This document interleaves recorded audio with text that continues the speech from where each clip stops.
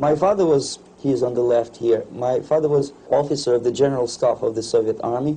He was inspector of land forces, Soviet troops stationed in countries like Mongolia, Cuba, East European countries. This is the picture taken at the entrance of my Institute of Oriental Languages. It's a part of Moscow State University. As every Soviet student, I was, quote-unquote, volunteering for harvesting grain in Kazakhstan. By the end of my training in school, I was recruited by the KGB. This picture was taken on that day, and you can see again how happy it feels to be recruited by the KGB. Pay special attention to number of bottles on the table. One of my functions was to keep foreign guests permanently intoxicated the moment they land at Moscow airport.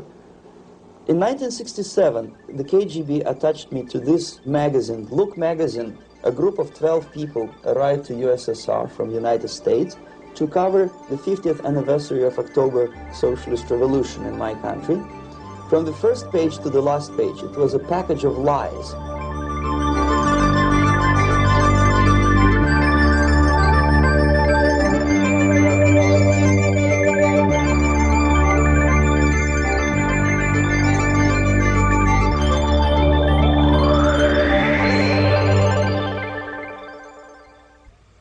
Our conversation is with Mr. Yuri Alexandrovich Bezmenov. Mr. Bezmenov was born in 1939 in a suburb of Moscow. He was the son of a high-ranking Soviet Army officer. He was educated in the elite schools inside the Soviet Union and became an expert in Indian culture and Indian languages. He had an outstanding career with Novosti, which was the, and still is, I should say, the press arm or the press agency of the Soviet Union. It turns out that this is also a front for the KGB. One of his interesting assignments was to brainwash foreign diplomats when they visited Moscow. And he'll tell us a little bit about how they did this and how they planted information which eventually wound up in the press of the free world. He escaped to the West in 1970 after becoming totally disgusted with the Soviet system, and he did this at great risk to his life. He certainly is one of the world's outstanding experts on the subject of Soviet propaganda and disinformation and active measures. Mr. Bezmenov, I'd like to begin by having you tell us a little bit about some of your childhood memories. Well, the most vivid memory of my childhood was Second World War, or to be more precise, the end of the Second World War, when all of a sudden United States, from a friendly nation, which helped us to defeat Nazism, turned overnight into a deadly enemy. And it was very shocking because all newspapers were trying to present an image of belligerent, aggressive American imperialism. Most of the things that we were taught is that United States is aggressive power, which is just about to invade our beautiful, free, socialist country, that American CIA is dropping Colorado beetles on our beautiful potato fields to eliminate our crops, and each schoolboy had a picture of Colorado bug on the back page of his notebook, and we were instructed to go into collective fields to search for those little Colorado bugs. Of course, we couldn't find any, neither we could find many potatoes, and that was explained again by the encroachments of the decadent imperialist power. The anti-American paranoia, hysteria in the Soviet propaganda was to such of such a higher degree that many less skeptical people or less stubborn would really believe that the United States is just about to invade our beautiful motherland, and some secretly hope that it will come true. That's interesting. Yes. Well, getting back to life inside the Soviet Union or inside communist countries in general, in this country, at the university level primarily, we read and hear that the Soviet system is different from ours, but not that different, and that there is a convergence developing between all of the systems of the world, and that really doesn't make an awful lot of difference what system you live under, because you have corruption and dishonesty and tyranny and all that sort of thing. From your personal experience, what is the difference between life under communism and life in the United States? Well, life is obviously very much different for simple reason that the Soviet Union is a state capitalist economically. It's a state capitalism where an individual has absolutely no rights, no value, his life is nothing, it's just like an insect. He is disposable, whereby in the United States even the worst criminal is treated as a human being, he has a fair trial, and some of them capitalize on their crimes. They publish their memoirs in their prisons and get handsomely paid by your crazy publishers. The differences, of course, in the daily life are very various, depending on whom we are talking about. In my own private life, I never suffered from communism simply because I was brought up in a family of high-ranking military officer. Most of the doors were open for me. Most of my expenses were paid by the government, and I never had any troubles with the authorities or with the police. So, in other words, I would say I enjoyed, or I had good reasons to enjoy, all the advantages of so-called socialist system. Mm-hmm. My main motivations to defect had nothing to do with affluence. It was mainly moral indignation, moral protest, rebellion against the inhuman methods of the Soviet system. Well, specifically, what did you object to? I objected, first of all, against oppression of my own dissidents and intellectuals. And that was the most disgusting thing that I witnessed as a young man, young student, who was brought up at a very troublesome period in our history, from Stalin to Khrushchev, from total tyranny and oppression to some kind of liberalization.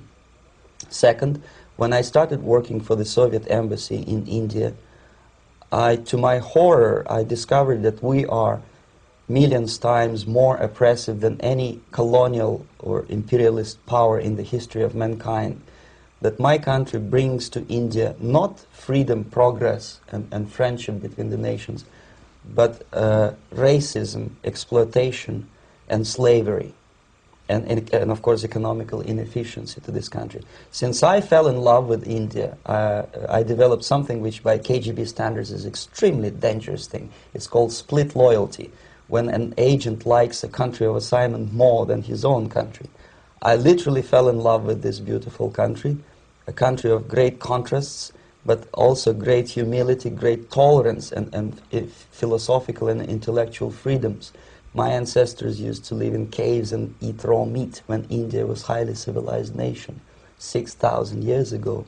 So obviously the choice was not to the advantage of my own nation. I decided to defect and to entirely dissociate myself from that brutal regime. Mr. Bezmenov, we've read a lot about the concentration camps and the slave labor camps under the Stalin regime. Now the general impression in America is that those things are part of the past. Are they still going on today, or what is the status? Yes. There's no qualitative change in the Soviet concentration camp system. There are changes in numbers of prisoners. Again, this is unreliable Soviet statistics. We don't know how many political prisoners are there in the Soviet concentration camps. But we sure know from various sources that at each particular time there are close to 25 to 30 million of Soviet citizens who are virtually kept as slaves in forced labor camp system. The size of the population of a country like Canada is serving terms as prisoners. Incredible. So I would say that those intellectuals who try to convince American public that concentration camp system is a thing of a past are either conscientiously misleading public opinion, or they are not very intellectual people. They're selectively blind. They lack intellectual honesty when they say that. Well, we've spoken about the intellectuals in this country and also the intellectuals in the Soviet Union. What about down at the broad mass level? Do the people in general, the working people, the workers in general in the Soviet Union, do they support the system? Do they tolerate it? What is their attitude?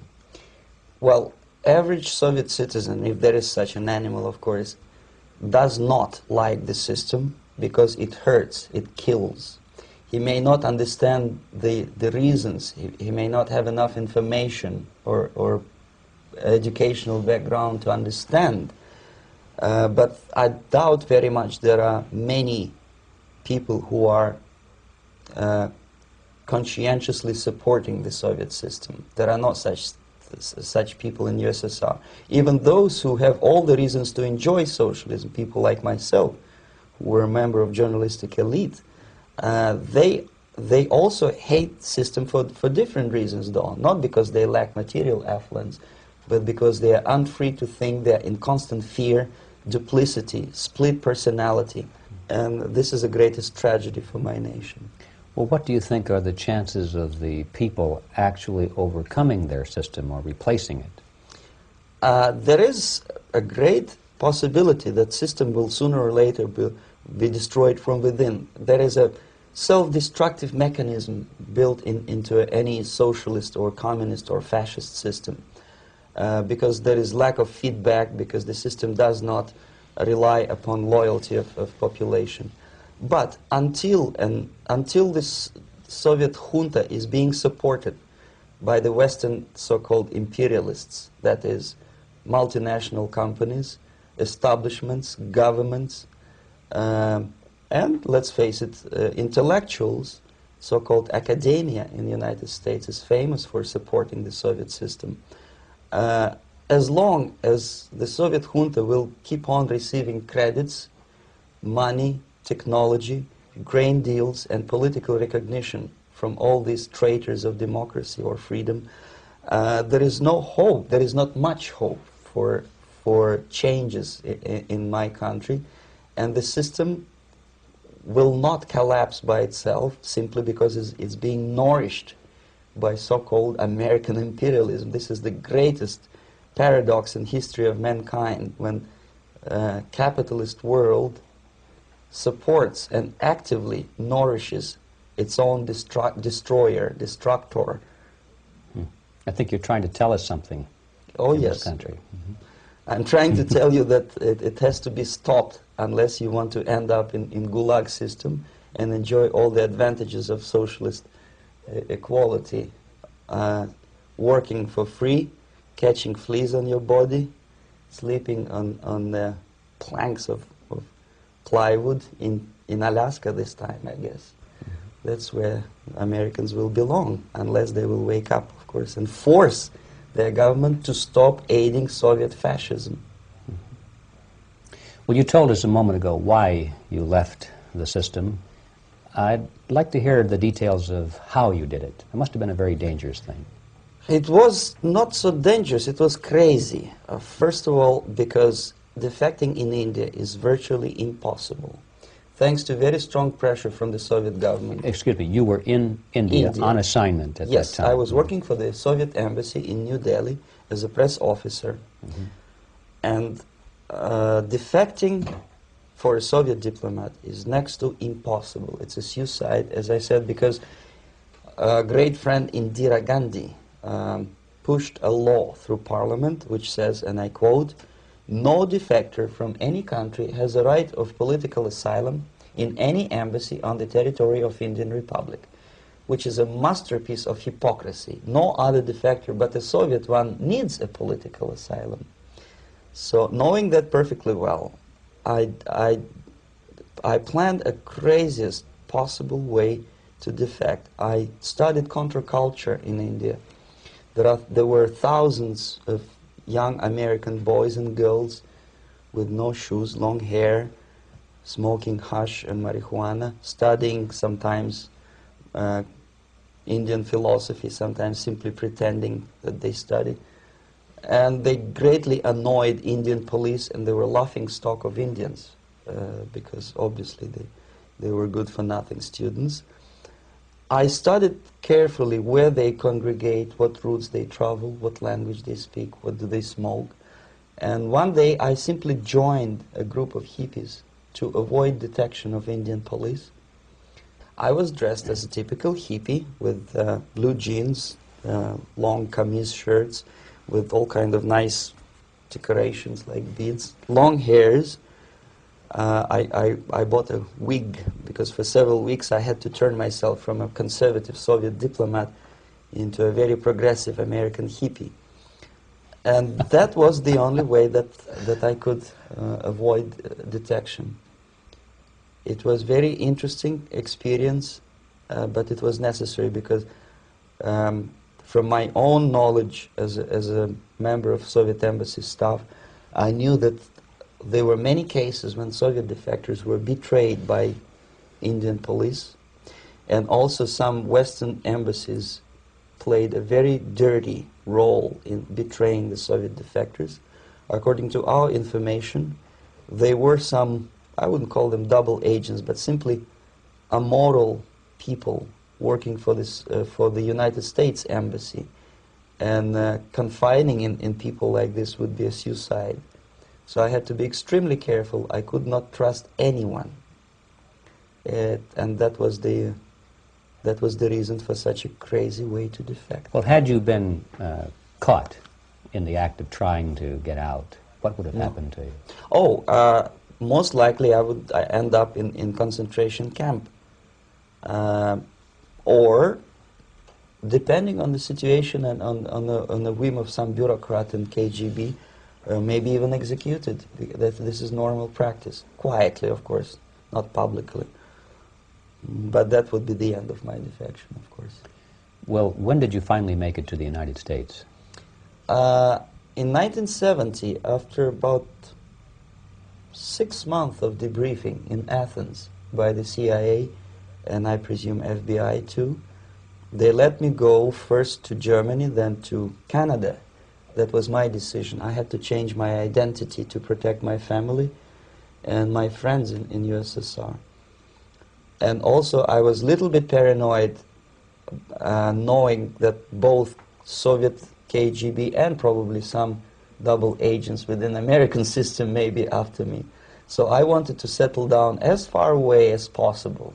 I requested CIA to give me some kind of new identity and just let me go on my own. And I settled in Canada. I was a student.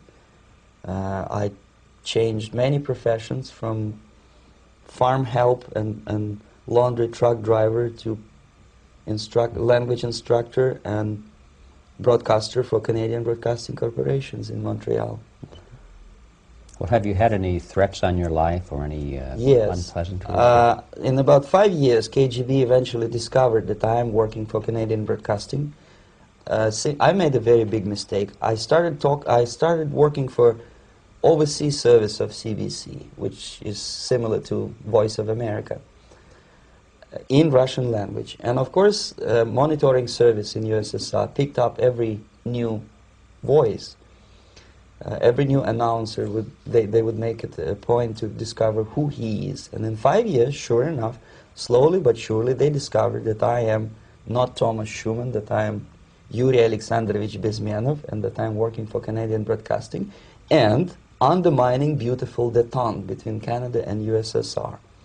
And the Soviet ambassador Alexander Yakovlev made it his personal effort to discredit me. He complained to Pierre Trudeau, who is known to be a little bit soft on socialism. And the management of CBC behaved in a very strange, cowardly way, unbecoming to representatives of an independent country like Canada. They listened to every suggestion that Soviet ambassador gave, and they started shameful investigation, analyzing content of my broadcasts to USSR. And sure enough, they discovered that some of my statements were probably would be offending to the Soviet Politburo. So I had to leave my job. And of course, subtle intimidations. They would say something like, please cross the street carefully because, you know, traffic is very heavy in Quebec. And fortunately, I know about the psychology and the logic of activity of the KGB, and I never allowed myself to be intimidated. This is the worst thing. This is what they expect a person, a defector, to be intimidated. Once they spot that you are scared, they keep on developing that line And then eventually you either have to give up entirely and work for them, or they neutralize you. They would definitely stop all kind of political activity, which they failed to do in my case, because I was stubbornly working for the Canadian Broadcasting. And in response to their intimidations, I said that, look, this is a free country, and I am as free as you are. And I also can drive very fast. And gun control is not yet established in Canada, so I had a couple of good shotguns in my basement. So welcome to visit me someday with your Kalashnikovs machine guns. So obviously it didn't work. Intimidation didn't work. So they tried different approach, as I described. They approached on the highest level, on the level of Canadian bureaucracy. And at that level they were successful. On that level they were successful. On individual level they failed flat.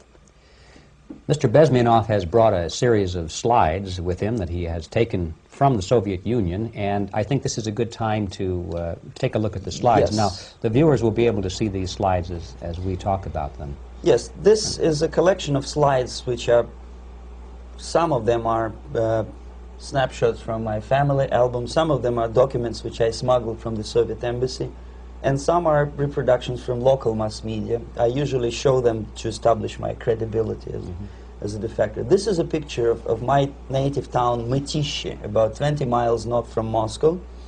Characteristically, there is a statue of Comrade Lenin in the central square. This is myself at the age of 7, again, characteristically, under the statue of Comrade Stalin, extending his friendly hand to peoples of the world. At that age, of course, I was still idealistically minded young communist, and I still believe that sooner or later things will go for better. But I realized that the system stinks, that something is fishy, and that ideology is fake. And the propaganda about advanced Soviet agriculture simply didn't meet the criteria of reality. If they talk about abundance of food and there is none in the stores, there must be something wrong. My father was, he is on the left here, my father was officer of the General Staff of the Soviet Army. He was inspector of land forces, Soviet troops stationed in countries like Mongolia, Cuba, East European countries. Were he alive today, most likely he would be inspecting Soviet troops in Nicaragua, Angola, and many other parts of the world. Fortunately, he died, and he didn't see the disgrace, because deep inside he was a Russian patriot. He didn't like the idea of expanding Soviet military might, especially in the areas where we were not welcomed at all. Unlike many other military officers, he was reporting directly to the Minister of Defense, bypassing KGB and diplomatic service. In other words, he was a trusted military professional. And my impression that this type of people are much less hawkish and adventuristic than party bureaucrats in Kremlin.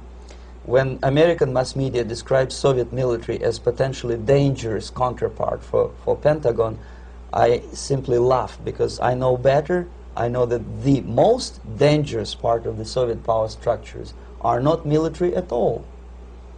Most likely, if they come to power in my country, they'll be more sensible negotiators for nuclear disarmament and withdrawal of the Soviet troops from many parts of the world. But if someone from the party structure or the KGB structure were to give the orders for a military they have to obey, they yes, would follow. Because they are professional military. But they, you see, the triangle of power and hate in USSR is the party at the top, the party elite, the oligarchy of the party, then the military and the KGB at the bottom. They hate each other. And the most hated triangle, the most hated corner of the triangle is the Communist Party bureaucrats. They are the most adventuristic, senile megalomaniacs. They can start war, I wouldn't be surprised. Not the military. They know what war is. At least my father did. This is the picture taken at the entrance of my Institute of Oriental Languages. It's a part of Moscow State University.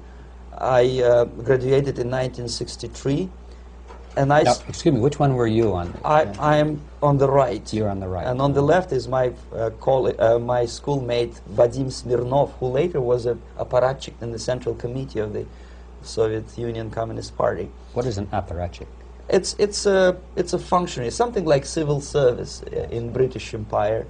Someone who is never fired from the service. He stays there internally. He may not be promoted too high, but he's a dependable bureaucrat who will stay forever. I studied not only languages, but also history, literature, even music. I'm on this picture, I'm trying to learn how to play Indian musical instrument.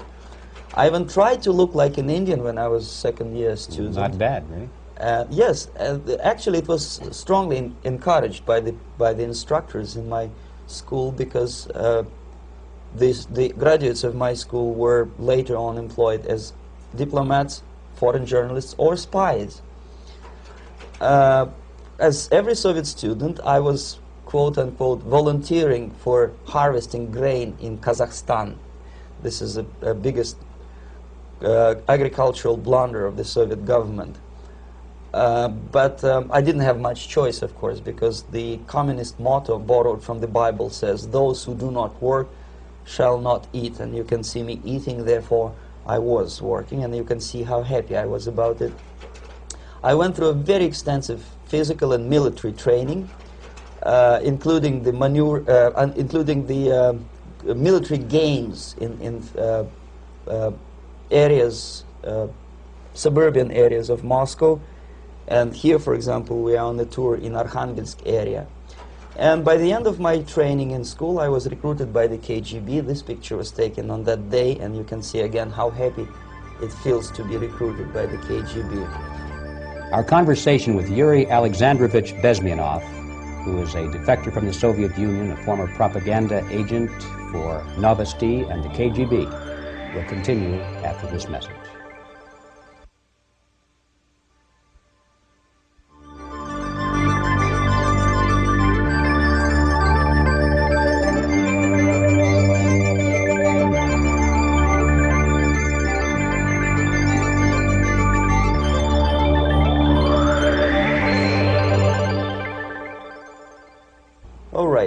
As every student in USSR, I went through very extensive physical and military training and civil defense training too. Unlike in the United States, where civil defense is virtually non-existent, zero. In USSR, every student, whatever his major subject, has to go through very extensive 4-year military and civil defense training. You can see me here with a group of students during one of the war games near Moscow. The main idea, of course, is to prepare a huge reserve army of the USSR. Each student has to graduate as a junior lieutenant. In my case, it was administrative and military intelligence service. My first assignment was to India as a translator with the Soviet Economical Aid Group, building refinery complexes in Bihar state and Gujarat state. At that time, I was still naively, idealistically believing that what I was doing contributes to the understanding and cooperation between the nations. It took me quite a number of years to realize that what we were bringing to India was a new type of colonialism, 1,000 times more oppressive and exploitative than any colonialism or imperialism in history of mankind. But at that time, I was still hoping that, well, maybe it's not that bad, could be worse, and things may go for better. And I even tried to implement the beautiful Marxist motto, proletarians of all the countries unite. I tried to unite with a nice Indian girl, and I was fascinated by Indian culture, by the family life in this country. But obviously, Communist Party had different plans for my genes, so I had to marry this beautiful Russian girl. In the span of my career, I married 3 times. Most of these marriages were marriages of convenience, on advice from the Department of Personnel. This is normal practice in USSR. When a Soviet citizen is assigned to a foreign job, he has to be married, either to keep family in USSR as hostages, or, if it's a convenience marriage like mine, so that the husband and wife are virtually informers on each other to prevent defection or contamination by decadent imperialist or capitalist ideas. In my case, I hated that girl so much that the moment I landed in Moscow, we were divorced, and I married later, second time. By the end of my first assignment in India, I was promoted to the position of public relation officer. You can see me here translating a speech by a Soviet boss. And you're on the right. I'm on the right here, yes. And it was, the occasion was commissioning of the refinery complex in Bihar, Barauni. Back in Moscow, I was immediately recruited by Novosti Press Agency, which is a propaganda and ideological subversion front for the KGB. 75% of the members of the Novosti are commissioned officers of the KGB. The other 25 are, like myself, co-opted agents who are assigned to specific operations. In this particular case, you can see me talking to students of Lumumba Friendship University in Moscow. This is a huge school under the direct control of the KGB and Central Committee, where future leaders of the so-called national liberation movements are being educated and selected carefully. And some of them have absolutely, this, for example, is a group of students from Lumumba. They don't look like students at all. They look more like military, and that's exactly what they were. They were dispatched back to their countries to be leaders of the so-called national liberation movements, or to be translated into normal human language, leaders of international terrorist groups. Another area of activity when I was working for the Novosti was to accompany groups of so-called progressive intellectuals, writers, journalists, publishers, teachers, professors of colleges. You can see me here in Kremlin. I'm second on the left, with a group of Pakistani and Indian intellectuals. Most of them pretended they don't understand that we are actually working on behalf of the Soviet government and the KGB. They pretended that they are actually being guests, VIP intellectuals, that they are treated according to their merits and their intellectual abilities. For us, they were just a bunch of political prostitutes to be taken advantage for various propaganda operations. Therefore, you can see perfectly well the senior colleague of mine on the left doesn't really have that much respect on his face, and myself with a very skeptical smile, typical KGB sarcastic smile, anticipating another victim of ideological brainwashing. This is how a typical conference in Novosti headquarters in Moscow looked like. Sitting in the middle is Boris Burkov, the then director of Novosti Press Agency, high-ranking party bureaucrat in the Department of Propaganda. I am standing next to a famous Indian poet, Sumitranandan Pant. He was famous because he was an author. He was the author of a famous poem titled Rhapsody to Lenin. That's why he was invited to USSR, and everything was paid by the Soviet government. Pay special attention to number of bottles on the table. This is one of the ways to kill the awareness or curiosity of foreign journalists. One of my functions was to keep foreign guests permanently intoxicated the moment they land at Moscow airport. I had to take them to the VIP lounge and toast to friendship and understanding between the nations of the world. Glass of vodka, then a second glass of vodka. And in no time, my guests would be feeling very happy. They would see everything in kind of pink, nice color. And that's the way I had to keep them permanently for the next 15 or 20 days. At a certain point in time, I had to withdraw alcohol from them so that some of them, who are the most recruitable, would feel a little bit shaky, guilty, trying to remember what they were talking last night. That's the time to approach them with all kind of nonsense, such as joint communique or statement for Soviet propaganda. That's the time they are the most flexible. And of course, what they didn't understand, they didn't realize or pretended not to realize, that myself, who was drinking together with them, was not drinking at all. I had ways to get rid of alcohol through various techniques, including special pills which were given to me by my colleagues. But they were taking it seriously. In other words, they would consume quite large volumes of alcohol and feel quite uneasy next morning. In 1967, the KGB attached me to this magazine, Look magazine. A group of 12 people arrived to USSR from United States to cover the 50th anniversary of October Socialist Revolution in my country. From the first page to the last page, it was a package of lies, propaganda cliché, which were presented to American readers as opinions and deductions of American journalists. Nothing could be far from truth. These were not opinions. They were not opinions at all. They were the clichés which the Soviet propaganda wants American public to think that they think. If it does make any sense at all. It sure does, because from the viewpoint of the Soviet propaganda, although there are some subtle criticisms of the Soviet system, the basic message is that Russia today is a nice, functioning, efficient system supported by majority of population. That's the biggest lie. And of course, American intellectuals and journalists from Look magazine elaborated on that untruth in various different ways. They intellectualized that lie.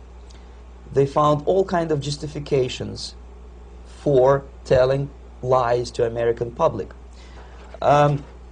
Excuse me, it was partly your job to make sure that they got these ideas, yes, and accepted them as their own ideas. Right. Actually, even before they arrived to USSR, and they paid astronomical sum of money for that visit, they were submitted, this Novosti Press Agency developed so-called backgrounders, 20-25 pages of information and opinions which were presented to the journalists even before they bought their tickets to Moscow. They had to analyze the situation, and judging on their reaction to that backgrounder, the local Novosti representative or local Soviet diplomat in Washington, D.C. would assess whether they be given visa to USSR or not. So they were selected ahead of time. Oh yes, they were pre-selected very carefully, and there is not much chance for honest journalists to arrive to USSR and to stay there for 1 year and to bring this package of lies back home. This, for example, is a centerfold of the Look magazine. They presented this monument erected by Communist Party in Stalingrad as the symbol, personification of Russian military might. And they said in the article, which is published on the site, that Soviets are very proud of the victory in the Second World War. This is another big myth, a lie. No sensible people would be proud to lose 20 millions of their countrymen in a war which was started by Genoese Hitler and Comrade Stalin and paid by American multinationals. Most of the Soviet citizens look at this type of monuments with disgust and sorrow, because every family lost father, brother, sister, or child in the Second World War. Yet American journalists who were trying to appease, to please their hosts, presented this picture on the centerfold as the symbol and personification of Soviet national, they call it Russian national spirit. And it was greatest misconception and a very tragic misunderstanding. Of course, Look magazine was not distributed in USSR. The main audience was in the United States. But I presume that many Americans, millions of Americans who were reading Look magazine at that time, had absolutely wrong idea about the sentiments of my nation, about what the Soviets are proud of and what they hate. This is a group, you see the same lady with the sword in Stalingrad. This is the group of journalists. Myself is in the center with the same devilish smile. And Mr. Philip Harrington is on the extreme left there with his camera. This is the gentleman which was so deaf or so uninterested in what I had to say to him. This is the same picture, a blow-up of the same picture. Many guests from various countries, in this particular case from Asia and Africa, were taken by me as a Novosti Press Agency employee for a tour across Siberia, for example. We would show them typical kindergarten, you see, nothing special by American standards, just nice children sitting, eating their breakfast or lunch.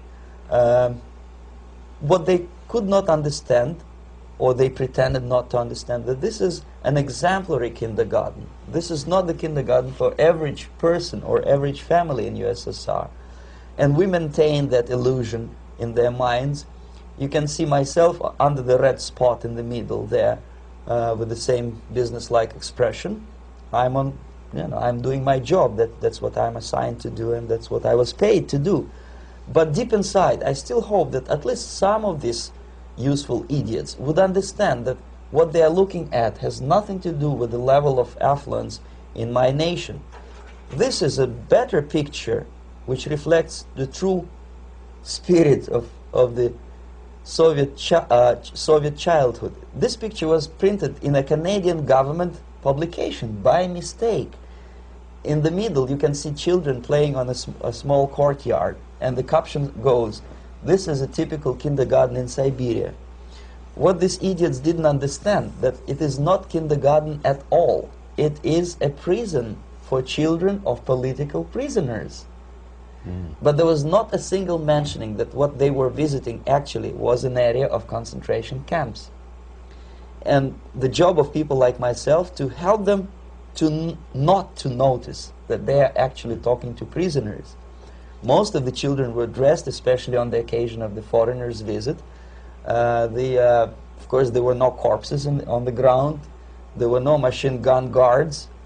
And well, it looks not very pleasant, as you see. It looks dull, but obviously it does not create an impression that this is actually a prison. Well, did any of the journalists have the curiosity to ask about prisons and that kind of thing? Yes. They were in Siberia. This Yes. is what you associate. Yes, some of them asked questions, and naturally we would give them, for the stupid question, we give them stupid answer. No, there are no prisons in Siberia. No, most of the people who you see are free citizens of USSR. They are very happy to be here, and they are contributing to the glory of the socialist system. Some of them pretended that they believe what I was telling them, and most of them, we may discuss it later, what are the motivations of these people? Why would they stubbornly bring lies to their own population through their own mass media? I have various answers to this. There is not a single explanation. It's a complex of explanations. It's fear, pure biological fear. They understand that they are on the territory of an enemy state, a police state. And just to save their rotten skins and their miserable jobs, their affluence back home, they would prefer to tell a lie than to ask truthful questions and report truthful information.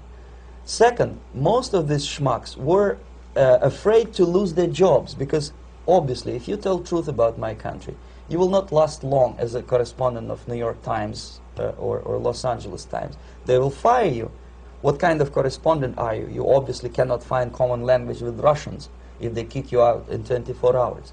So just by trying to be conformist to their own editorial bosses, they tried not to offend the sentiments of the Soviet administrators and people like myself. Deep inside, I hope they would insult my or offend my sentiments. Obviously, they preferred not to. Another reason, I refuse to believe it, but obviously, there is another reason. Obviously, it's a greed.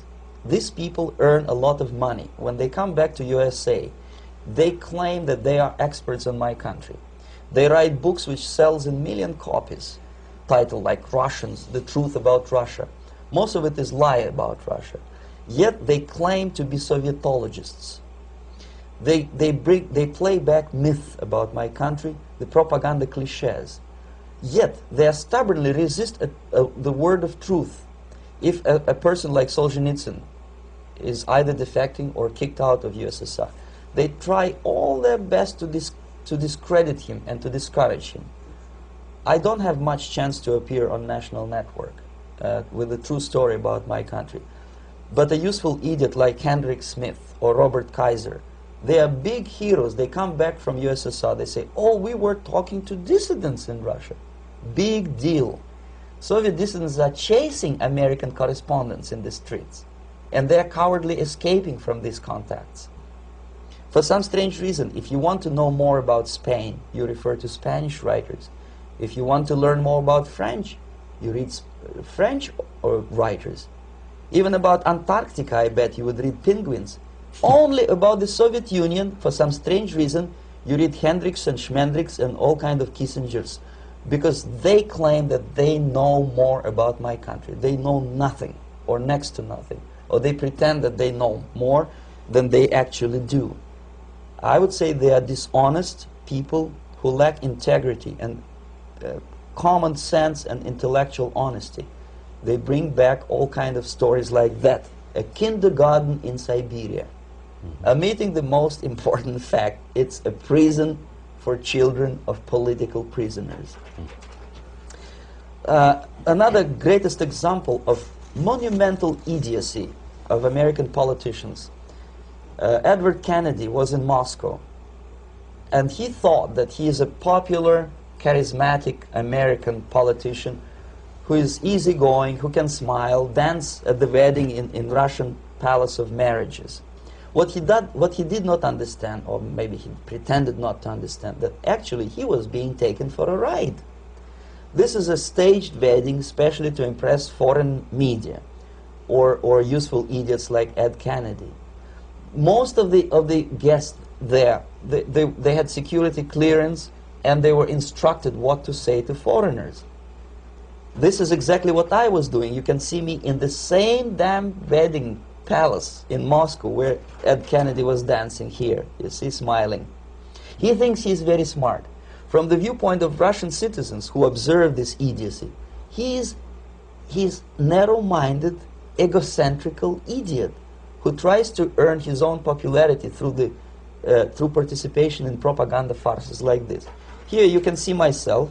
On the right, again, exemplary Soviet bride.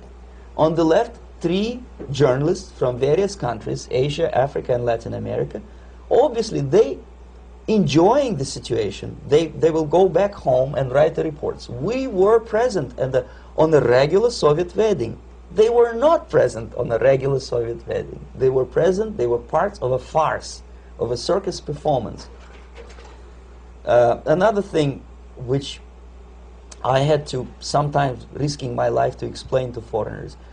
Time magazine, for example, is very critical of South African racist regime. The whole article was dedicated to the shameful internal passport system where blacks are not allowing to live with whites. For some strange reason, for the last 14 years since my defection, nobody wanted to pay attention to my passport. This is my passport. It also shows my nationality, and it has a police rubber stamp, which is called propiska in Russian language, which assigns me to a certain area of residence. I cannot leave that area, same way as this black man cannot leave the area in South Africa. Yet we call South African government racist regime.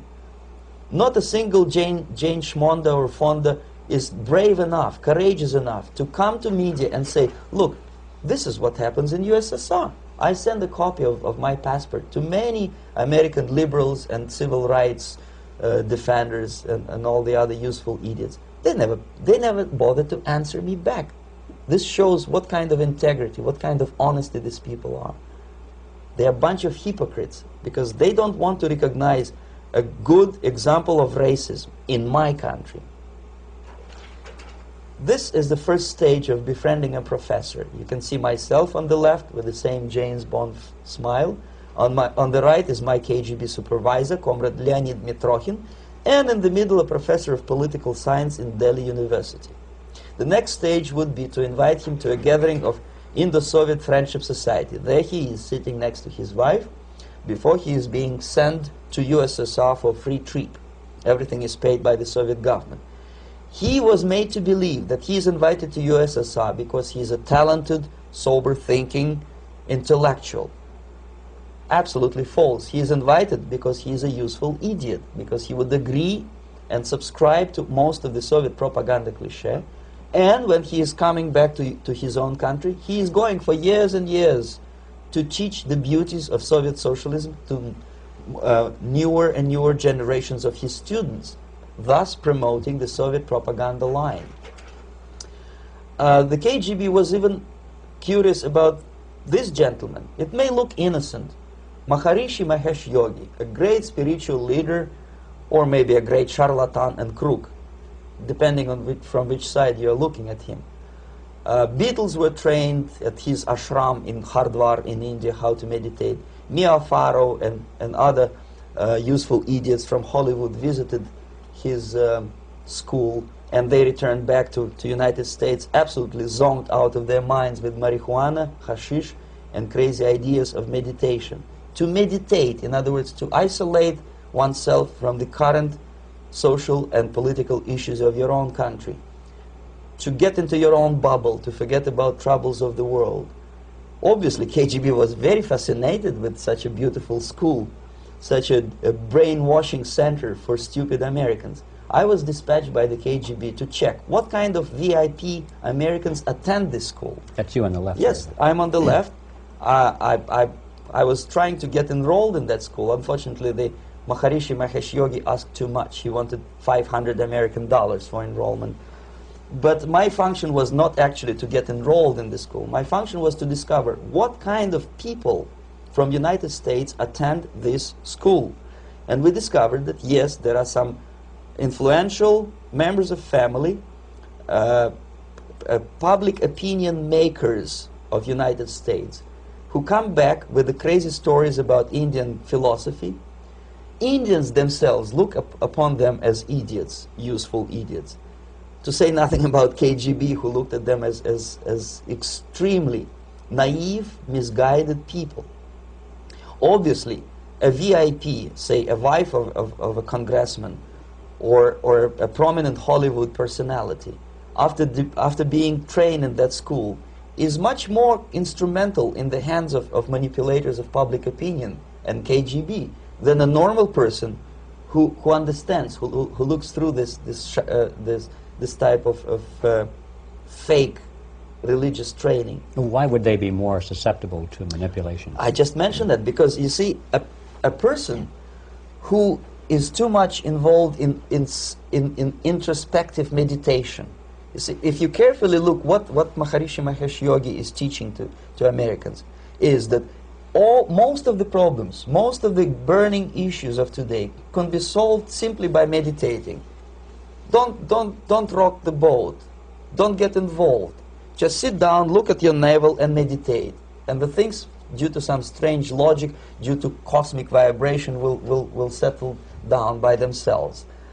This is exactly what the KGB and Marxist-Leninist propaganda wants from Americans, to distract their opinion, attention, and mental energy from real issues of the United States into a non-issues, into a non-world, non-existent harmony. Obviously, it's more beneficial for the Soviet aggressors to have a bunch of duped Americans than Americans who are self-conscious, healthy, physically fit, and alert to the reality. Maharishi Mahesh Yogi obviously is not on the payroll of the KGB. But whether he knows it or not, he contributes greatly to demoralization of American society. And he's not the only one. There are hundreds of those gurus who come to your country to capitalize on naivete and stupidity of Americans. It's a fashion. It's a fashion to meditate. It's a fashion not to be involved.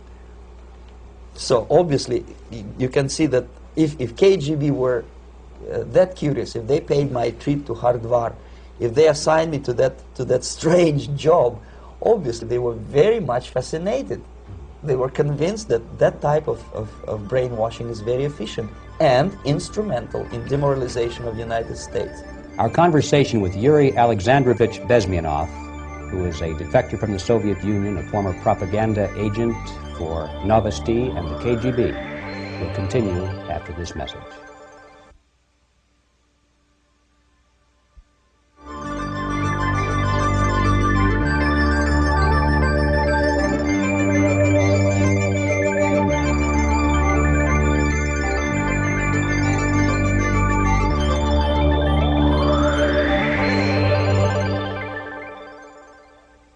This picture shows the part of the building of USSR embassy and my supervisors. On the left is Comrade Mehdi, an Indian communist, and on the right, Comrade Mitrokhin, my supervisors in the secret department of research and counter-propaganda. It has nothing to do with either research or counter-propaganda. Most of the activity of that department was to compile huge volume of information on individuals who were instrumental in creating public opinion. Publishers, editors, journalists, actors, educationalists, professors of political science, members of parliament, representatives of business circles. Most of these people were divided roughly in two groups. Those who would toe the Soviet foreign policy, they would be promoted to the positions of power through media and public opinion manipulation. Those who refused the Soviet influence in their own country would be character assassinated or executed physically come revolution. Same way as in the small town of Hue in South Vietnam, several thousands of Vietnamese were executed in one night when the city was captured by Viet Cong for only 2 days. And American CIA could never figure out how could possibly communists know each individual, where he lives, where to get him, and would be arrested in one night, basically in some 4 hours before dawn, put on a van, taken out of the city limits and shot. The answer is very simple. Long before communists occupied the city, there was extensive network of informers, local Vietnamese citizens, who knew absolutely everything about people who are instrumental in public opinion, including barbers and taxi drivers. Everyone who was sympathetic to the United States was executed. Same thing was done under the guidance of the Soviet embassy in Hanoi, and same thing I was doing in New Delhi. To my horror, I discovered that in the files where people were doomed to execution, there were names of pro-Soviet journalists with whom I was personally friendly. Pro-Soviet? Yes. They were idealistically minded leftists who made several visits to USSR, and yet the KGB decided that come revolution or drastic changes in political structure of India, they will have to go. Why is that? Because they know too much. Simply because, you see, the useful idiots, the leftists who are idealistically believing in the beauty of Soviet socialist or communist or whatever system, when they get disillusioned, they become the worst enemies. That's why my KGB instructors specifically made the point, never bother with leftists. Forget about these political prostitutes. Aim higher. This was my instruction. Try to get into large circulation, established conservative media. Rich, filthy rich movie makers, intellectuals, so-called academic circles. Cynical, egocentric people who can look into your eyes with angelic expression and tell you a lie. These are the most recruitable people, people who lack moral principles, who are either too greedy or too suffer from self-importance. They feel that they matter a lot. These are the people who KGB wanted very much to recruit.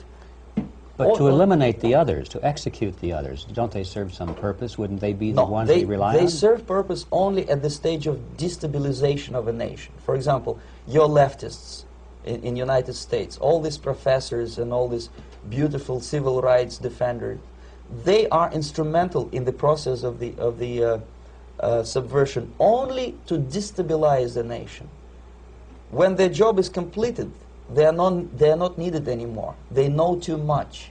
Some of them, when they get disillusioned, when they see that Marxist-Leninists come to power, obviously they get offended. They think that they will come to power. That will never happen, of course. They will be lined up against the wall and shot.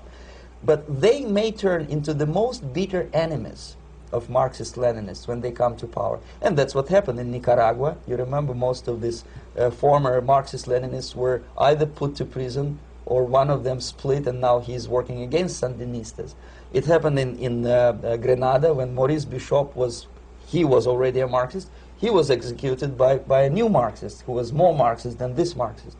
Same happened in Afghanistan when first there was Taraki, he was killed by Amin, then Amin was killed by Babrak Karmal with the help of KGB. Same happened in Bangladesh when Mujibur Rahman, very pro-Soviet leftist, was assassinated by his own Marxist-Leninist military comrades. It's the same pattern everywhere. The moment they serve their purpose, all the useful idiots are either be executed entirely, all the idealistically minded Marxists, or exiled, or put in prisons, like in Cuba. Many former Marxists are in Cuba, in prison. So most of the Indians who were cooperating with the Soviets, especially with our Department of Information of the USSR Embassy, were listed for execution.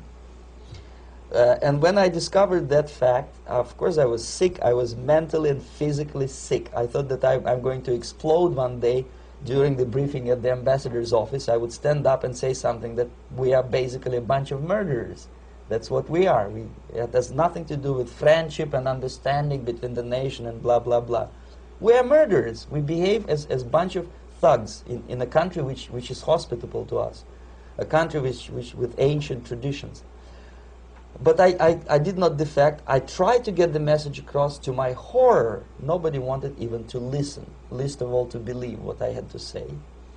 And I tried all kinds of tricks. I would leak information through letters or lost documents or something like that. And still I got no message. The message was not published, even in the conservative mass media of India. The immediate impulse to defect was Bangladesh crisis, which was described by American correspondents as Islamic grassroots revolution, which is absolute baloney. There was nothing to do with Islam, and there was no grassroots revolution. Actually, there are no grassroots revolutions, period. Any revolution is a byproduct of a highly organized group of conscientious and professional organizers, but it has nothing to do with grassroots.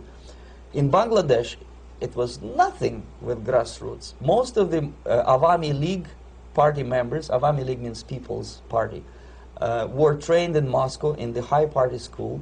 Most of the Mukti Fauj leaders, Mukti Fauj in Bengali means People's Army, same as SWAPO and all kind of liberation armies all over the world, the same bunch of useful idiots. They were trained at Lumumba University and various centers of the KGB in Simferopol, in Crimea, and in Tashkent. So when I saw that Indian territory is being used as a jumping board to destroy East Pakistan, I saw myself thousands of so-called students traveling through India to East Pakistan, through the territory of India, and Indian government pretended not to see what's going on. They knew perfectly well, the Indian police knew it, the intelligence department of the Indian government knew it, the KGB of course knew it, and the CIA knew it.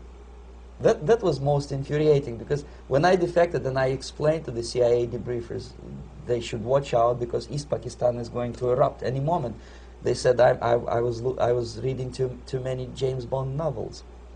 Anyway, so East Pakistan was doomed. One of my colleagues in the Soviet consulate in Calcutta, when he was dead drunk, he ventured into the basement to relieve himself, and he found big boxes which said printed matter to Dhaka University. Dhaka is the capital of East Pakistan. And since he was drunk and curious, he opened one of the boxes and he discovered not printed matter. He discovered Kalashnikov guns and ammunition in there. Anyway, it's a long story. When I saw the preparations for the invasion into East Pakistan, obviously I wanted to defect immediately. The only thing I couldn't at that time make up my mind when and where and how. One of the reasons, of course, you see, I was in love with India. I mentioned it before. I spoke the languages. I socialized with people. And I understood that I had to act fast unless I want this beautiful country to be permanently and irreparably damaged by our presence. One of the reasons not to defect was, as you can see, I was living in relative affluence. Who the hell in the normal mind would defect and do what? To be abused by your media, to be called McCarthyist and fascist and paranoid, or to drive a taxi in New York City? What for? What the hell for should I defect? To be abused by Americans, to be insulted in exchange for my effort to bring the truthful information about impending danger of subversion. As you can see, I was living in quite a comfortable conditions next to swimming pool, where Indians were not allowed, by the way. I was highly paid expert in propaganda. I had my family. I was respected by my nation. My career was cloudless. The third reason, how to defect with the family. To defect with the baby and the wife would be virtual suicide, because according to law, that hypocritical law which I quoted before, the Indian police will have to hand me over back to the KGB, and that will be the end of my defection and probably my life.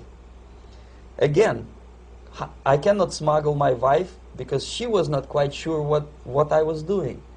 She was not that idealistically involved, and she was definitely not in the total picture of what I was doing for the KGB. She would be shocked if I put her in my van and drive her to the American embassy or elsewhere. That would be a greatest danger. So again, I had to defect in such a way that my defection would look as simple disappearance. And there were many cases like that when the Soviet agents simply disappeared, either killed in action or, thanks to their curiosity and their close contacts with radicals, some of them were killed by the Marxists, by the way. It happened in many African countries when the Soviet KGB were killed by Africans themselves. Not because they hated Marxism-Leninism, but because they were simply trigger-happy bunch of unruly characters. If you give them a machine gun, they will shoot. And some of the Soviets obviously were not careful enough to protect themselves, and they got into embarrassing situations when they were shot at the crossfire between factions of so-called liberation movements. Anyway, so I decided, as I said, to study the counterculture. I decided this probably would be the best way to disappear. I socialized with characters like this. On the left, you see, is a barefoot American hippie. It took me quite a long time to study exactly what they were doing and how to mix with them. But eventually I did it. Most of Indian newspapers carried my picture and promise of 2,000 rupees for information about my whereabouts. But they were looking for the wrong person, because they obviously tried to stop a young Soviet diplomat in white shirt and tie, and this is how I looked at the time of defection. Nobody could possibly think that a Soviet diplomat would be as crazy as to join a bunch of hippies. That's you. Yes, travel India and smoke hash. So I made it literally almost like a Hollywood-style detective story. From under the nose of the KGB in Bombay airport, I landed the plane and I flew to Greece, where I was debriefed by the CIA. That's basically that's all for my slides. We can turn off the projector, and that's very interesting. Well, you spoke several times before about ideological subversion. That is a phrase that I'm afraid some Americans don't fully understand. When the Soviets use the phrase ideological subversion, what do they mean by it? Ideological subversion is the process which is legitimate, overt, and open. You can see it with your own eyes. All you have to do, all American mass media has to do, is to unplug their bananas from their ears, open up their eyes, and they can see it. There is no mystery. There is nothing to do with espionage. I know that espionage intelligence gathering looks more romantic. It sells more deodorants through the advertising, probably. That's why your Hollywood producers are so crazy about James Bond type of thrillers. But in reality, the main emphasis of the KGB is not in the area of intelligence at all. According to my opinion and opinion of many defectors of my caliber, only about 15% of time, money, and manpower is spent on espionage as such. The other 85% is a slow process which we call either ideological subversion or active measures, активные мероприятия in the language of the KGB, or psychological warfare. What it basically means is to change the perception of reality of every American to such an extent that despite of the abundance of information, no one is able to come to sensible conclusions in the interests of defending themselves, their families, their community, and their country. It's a great brainwashing process which goes very slow, and it's divided in 4 basic stages. The first one being demoralization. It takes from 15 to 20 years to demoralize a nation. Why that many years? Because this is the minimum number of years which requires to educate one generation of students in the country of your enemy, exposed to the ideology of the enemy. In other words, Marxism-Leninism ideology is being pumped into the soft heads of at least 3 generations of American students without being challenged or counterbalanced by the basic values of Americanism, American patriotism. The result you can see. Most of the people who graduated in the 60s, dropouts or half-baked intellectuals, are now occupying the positions of power in the government, civil service, business, mass media, educational system. You are stuck with them. You cannot get rid of them. They are contaminated. They are programmed to think and react to certain stimuli in a certain pattern. You cannot change their mind, even if you expose them to authentic information, even if you prove that white is white and black is black. You still cannot change the basic perception and the logic of behavior. In other words, these people, the process of demoralization is complete and irreversible. To get rid society of these people, you need another 20 or 15 years to educate a new generation of patriotically minded and common sense people who would be acting in favor and in the interests of the United States society. And yet these people who've been programmed and, as you say, in place and Yes. who are favorable to an opening with the Soviet concept, these are the very people who would be marked for extermination in this country? Most of them, yes. Simply because the psychological shock when they will see in future what the beautiful society of equality and social justice means in practice, obviously they will revolt. They will be very unhappy, frustrated people. And the Marxist-Leninist regime does not tolerate these people. Obviously they will join the links of dissenters, dissidents. Unlike in present United States, there will be no place for dissent in future Marxist-Leninist America. Here you can get popular like Daniel Ellsberg and filthy rich like Jane Fonda for being dissident, for criticizing your Pentagon. In future, these people will be simply squashed like cockroaches. Nobody is going to pay them nothing for their beautiful, noble ideas of equality. This they don't understand, and it will be a greatest shock for them, of course. The demoralization process in the United States is basically completed already. For the last 25 years. Actually, it's overfulfilled because demoralization now reaches such areas where previously not even Comrade Andropov and all his experts would even dream of such a tremendous success.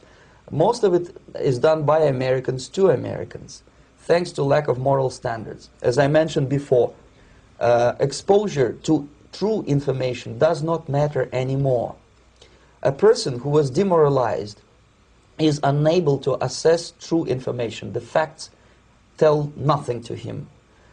Even if I shower him with information, with authentic proof, with documents, with pictures, even if I take him by force to the Soviet Union and show him concentration camp, he will refuse to believe it until he is going to receive a kick in his fat bottom. When a military boot crashes his balls, then he will understand, but not before that. That's the tragic of the situation of demoralization. So basically America is stuck with demoralization, and unless, even if you start right now, here, this minute, you start educating new generation of Americans, it will still take you 15 to 20 years to turn the tide of ideological perception of reality back to normalcy and patriotism. The next stage is destabilization.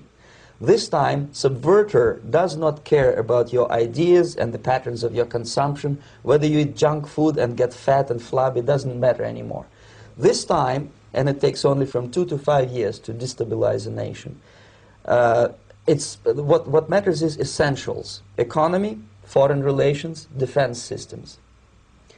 And you can see it quite clearly that in some areas, in such sensitive areas as defense and economy, the influence of Marxist-Leninist ideas in the United States is absolutely fantastic. I could never believe it 14 years ago when I landed in this part of the world that the process will go that fast. The next stage, of course, is crisis. It may take only up to 6 weeks to bring a country to the verge of crisis. You can see it in Central America now. And after crisis, with a violent change of power, structure, and economy, you have so-called the period of normalization. It may last indefinitely. Normalization is a cynical expression borrowed from Soviet propaganda. When the Soviet tanks moved into Czechoslovakia in '68, Comrade Brezhnev said, "Now the situation in brotherly Czechoslovakia is normalized." This is what will happen in the United States if you allow all these schmucks to bring the country to crisis, to promise people all kind of goodies and the paradise on earth, to destabilize your economy, to eliminate the principle of free market competition, and to put a big brother government in Washington, D.C., with benevolent dictators like Walter Mondale, who will promise lots of things, never mind whether the promises are fulfillable or not. He will go to Moscow to kiss the bottoms of new generation of Soviet assassins, never mind. He will create false illusions that the situation is under control. Situation is not under control. Situation is disgustingly out of control. Most of the American politicians, media, and educational system trains another generation of people who think they are living at a peacetime. False. United States is in the state of war, undeclared total war against the basic principles and the foundations of this system. And the initiator of this war is not Comrade Andropov, of course. It's the system. However ridiculous it may sound, the world communist system or the world communist conspiracy, whether I scare some people or not, I don't give a hoot. If you are not scared by now, nothing can scare you. But you don't have to be paranoid about it. What actually happens now, that unlike myself, you have literally several years to live on unless the United States wake up. The time bomb is ticking. With every second, the disaster is coming closer and closer. Unlike myself, you will have nowhere to defect to, unless you want to live in Antarctica with penguins. This is it. This is the last country of freedom and possibility. Okay, so what do we do? What is your recommendation to the American people? Well, the immediate thing that comes to my mind is, of course, there must be a very strong national effort to educate people in the spirit of real patriotism, number one. Number two, to explain them the real danger of socialist, communist, whatever, welfare state, big brother government. If people will fail to grasp the impending danger of that development, nothing ever can help United States. You may kiss goodbye to your freedom, including freedoms to homosexuals, to prison inmate. All these freedoms will vanish, evaporate in 5 seconds, including your precious lives. The second thing, the moment at least part of the United States population is convinced that the danger is real, they have to force their government. And I'm not talking about sending letters, signing petitions, and all this beautiful, noble activity. I'm talking about forcing United States government to stop aiding communism. Because there is no other problem more burning and urgent than to stop the Soviet military-industrial complex from destroying whatever is left of the free world. And it is very easy to do.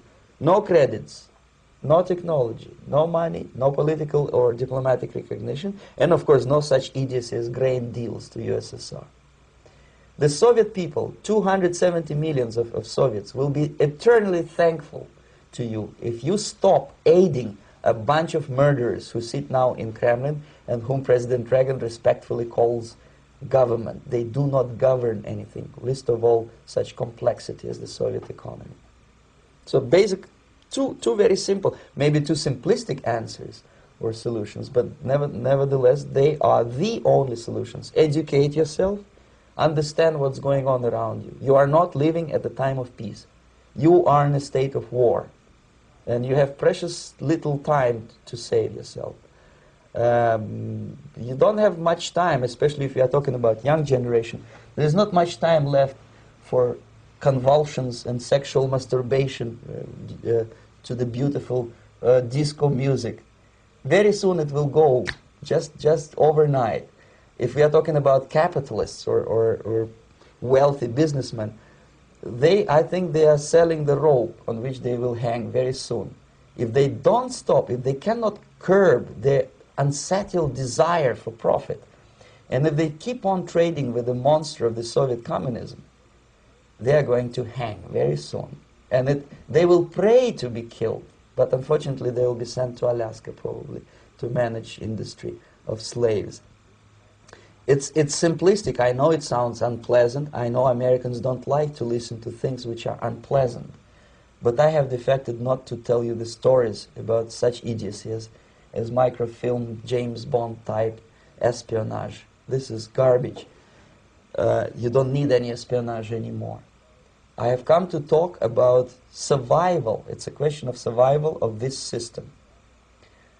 You may ask me, what is it in for me? Survival, obviously, because unlike, as I said, I am now in your boat. If we sing together, we'll sing beautifully together.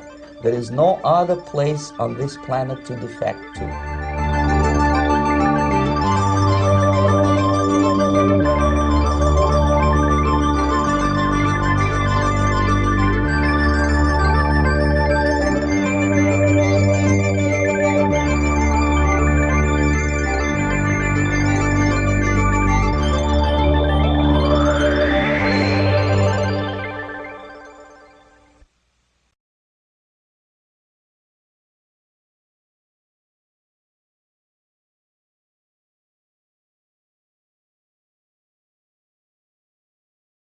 Subversion is the term, if you look in a dictionary or criminal code to that matter, usually is explained as a part of activity to destroy things like religion, government, system, political, economical system of a country.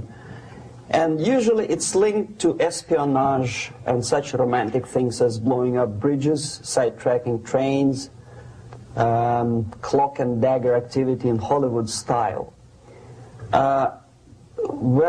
What I'm going to talk about now has absolutely nothing to do with the cliché of espionage or KGB activity of collecting information.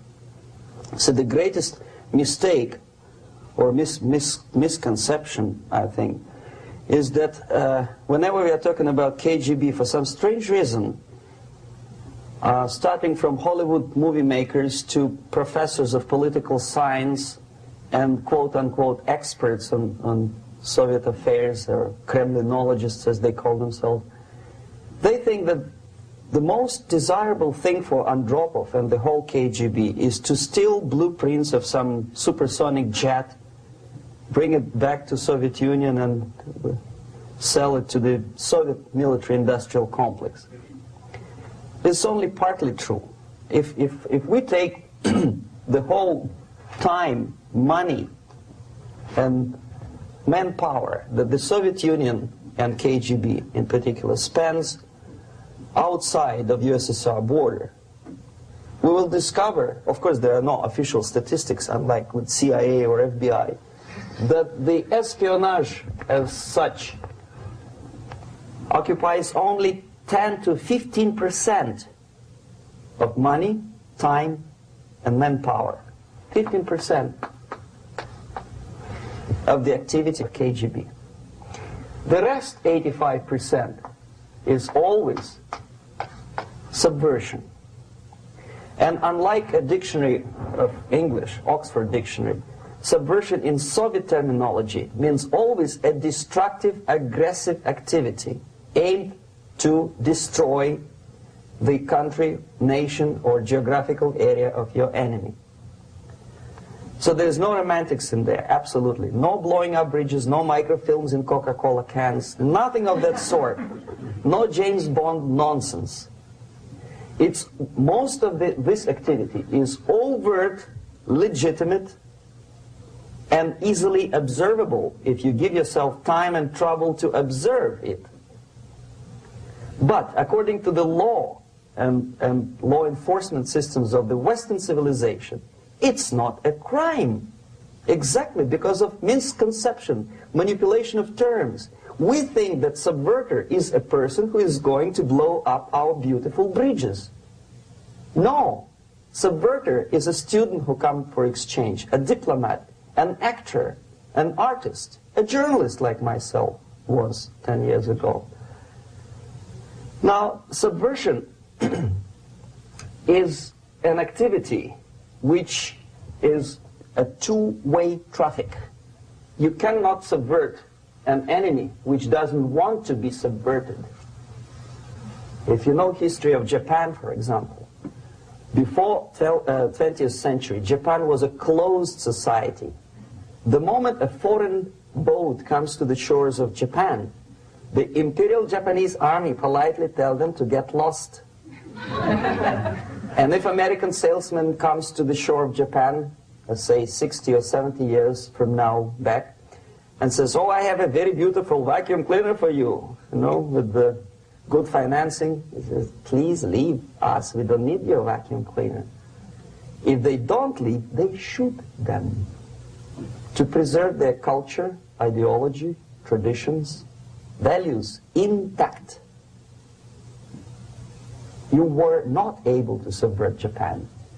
You cannot subvert Soviet Union because the borders are closed. The media is censored by the government. The population is controlled by the KGB and internal police. With all the beautiful glossy pictures of Time magazine and Magazine America, which is published by the American embassy in Moscow, you cannot subvert Soviet citizens because the magazine never reaches Soviet citizens. It's collected from the newsstands and thrown to garbage can. Subversion can be only successful when the initiator, the actor, the agent of subversion has a responsive target. It's a two-way traffic. United States is a receptive target of subversion. There is no response similar to that one from United States to the Soviet Union. It stops halfway somewhere. It never reaches here. The theory of subversion goes all the way back 2,500 years ago. The first human being who formulated the tactics of subversion was a Chinese philosopher by the name of Sun Tzu.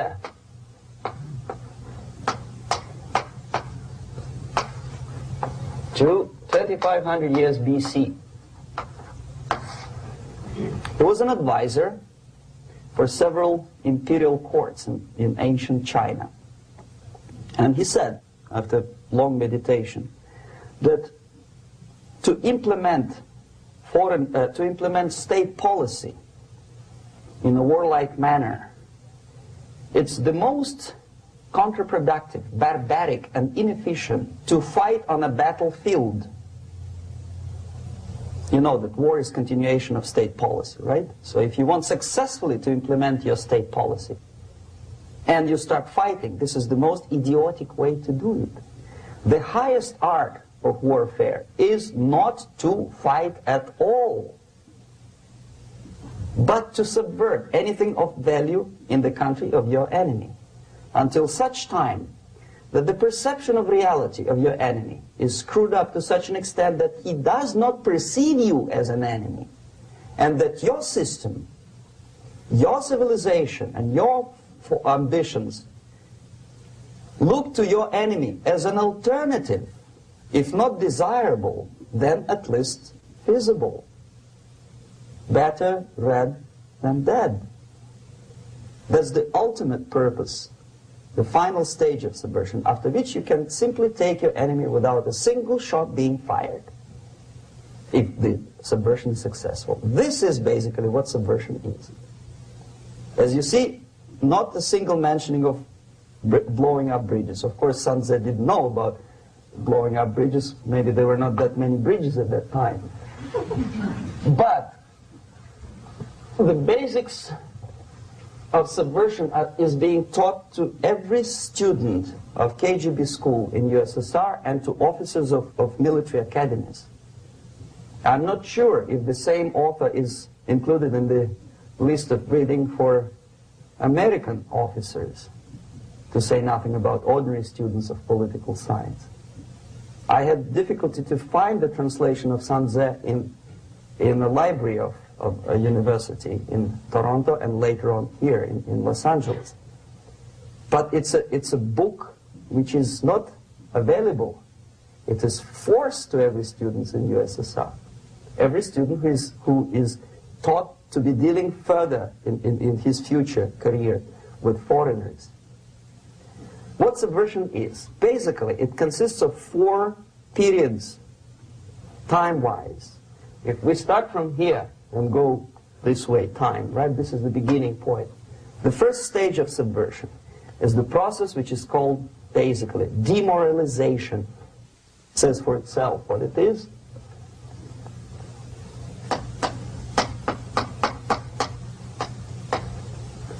It takes from, say, 15 to 20 years to demoralize a society. Why 15 or 20 years? This is the time sufficient to educate one generation of students or children. One generation. One lifetime span of a person, a human being, which is dedicated to study, to shaping up the outlook, ideology, personality. No more, no less. Usually it takes from 15 to 20 years.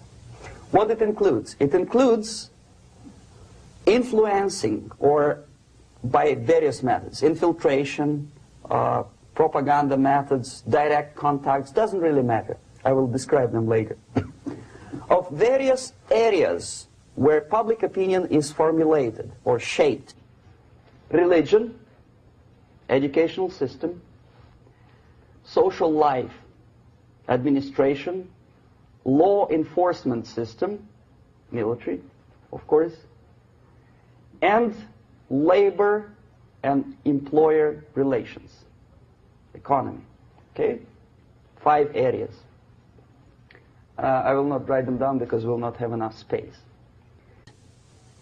Sometimes when I describe all the methods, students ask me question, are you sure this is the result of the Soviet influence? Not necessarily. You see, the tactic of subversion, about which I'm talking, is similar to the martial art, the Japanese martial art.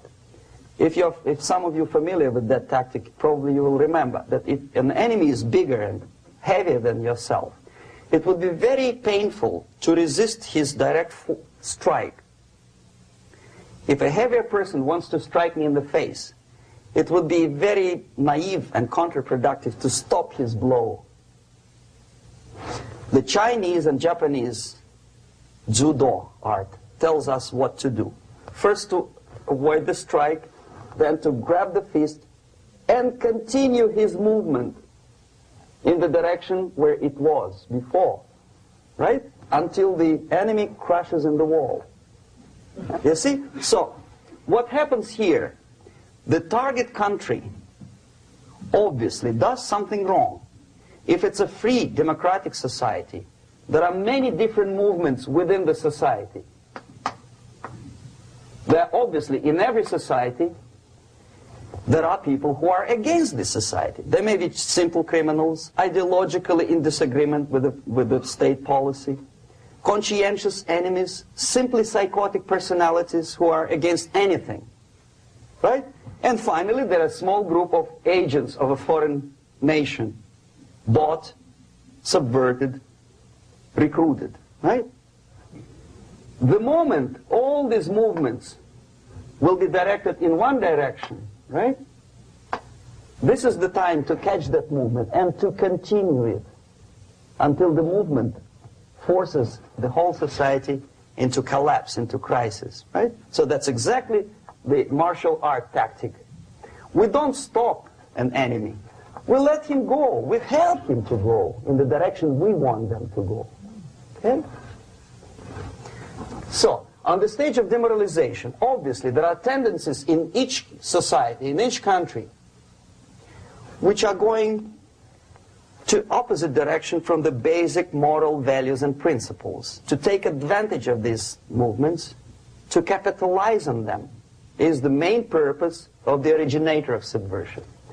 So we have religion, we have education, we have social life, we have power structure, we have labor relations, unions, and finally we have law and order. 1, 2, 3, 4, 5, 6. Okay? These are the areas of application of subversion. What it means exactly? In case of religion, destroy it, ridicule it, replace it with various sects, cults, which bring people's attention, faith, whether it is naive, primitive, doesn't really matter. As long as the basically accepted religious dogma is being slowly eroded and taken away from the supreme purpose of religion, to keep people in touch with the supreme being, that serves the purpose. Therefore, replace it, accepted, respected religious organizations with fake organizations. Distract people's attention from the real faith and attract them to various different faiths. Education. Distract them from learning something which is constructive, pragmatic, efficient. Instead of mathematics, physics, foreign languages, chemistry, teach them history of urban warfare, natural food, home economy, your sexuality, anything, as long as it takes you away. Okay? Social life.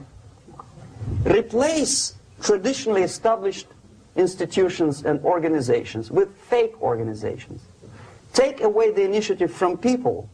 Take away the responsibility from naturally established links between individuals, group of individuals, and society at large, and replace them with artificially, bureaucratically controlled bodies. Instead of social life and friendship between neighbors, establish social workers institutions. People who are on payroll of whom? Society? No. Bureaucracy. The main concern of social workers is not your family, not you, not social relations between groups of people. The main concern is to get the paycheck from the government. What will be the result of their social work doesn't really matter. They can develop all kind of concepts to show to the government and to the people that they're useful. Okay. Away from the natural links. Power structure. Okay. The natural bodies of administration, which are traditionally either elected by people at large or appointed by elected leaders of society, are being actively substituted by artificial bodies. The bodies of people, groups of people, whom nobody elected. Never. As a matter of fact, most of the people don't like them at all, and yet they exist. One of such group is media. Who elected them? How come they have so much power? Almost monopolistic power on your mind. They can rape your mind. But who elected them? How come they have a nerve to decide what is good and what is bad for the elected by you, president, and his administration? Who the hell are they? Spiro Agnew, who was hated by the liberal left, called them a bunch of enfeebled snobs. And that's exactly what they are. They think they know. They don't. The level of mediocrity.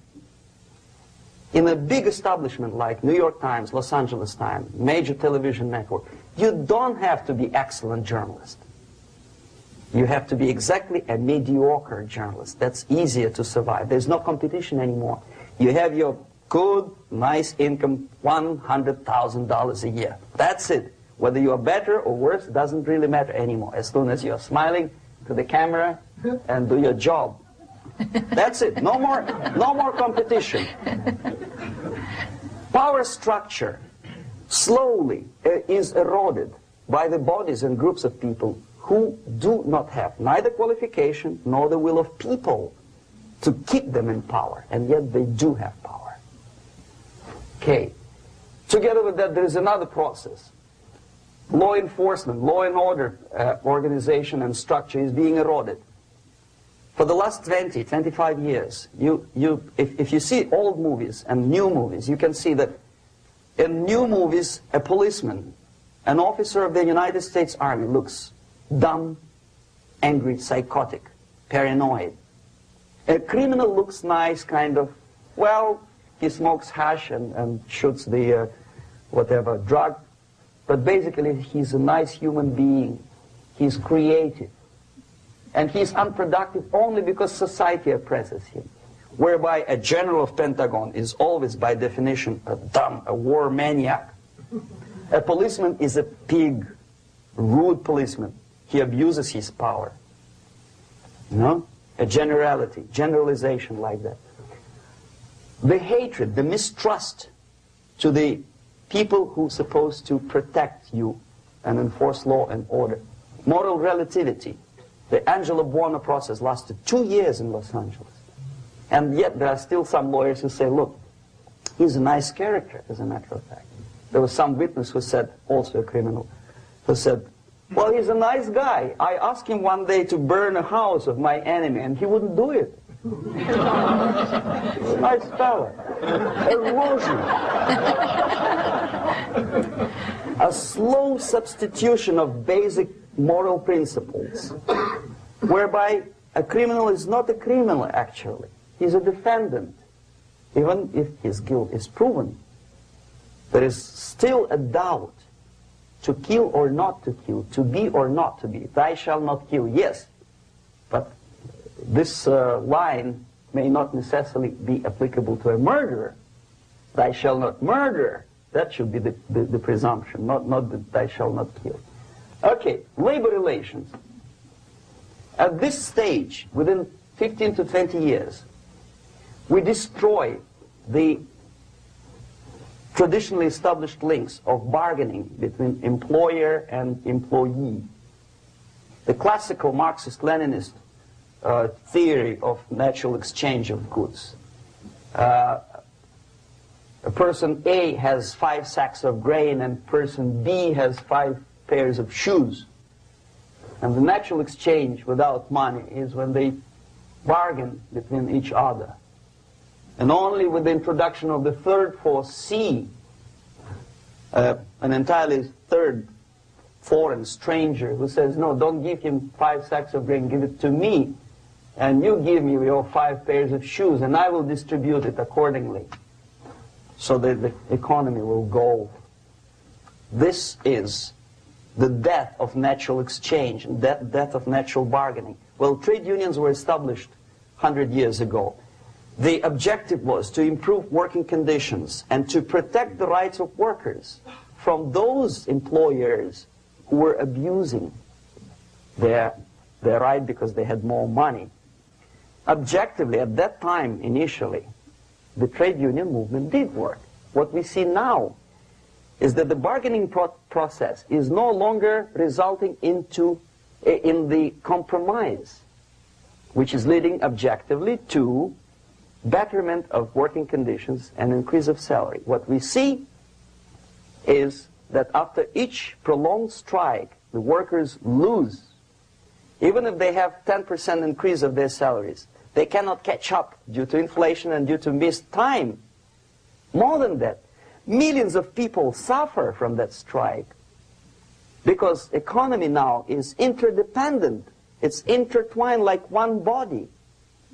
If previously steel workers, say 100 years ago, could strike and nobody would suffer, now it's impossible anymore. If a garbage collector strikes today, the rest of the multi-million city is stinking. I mean, there's no more service.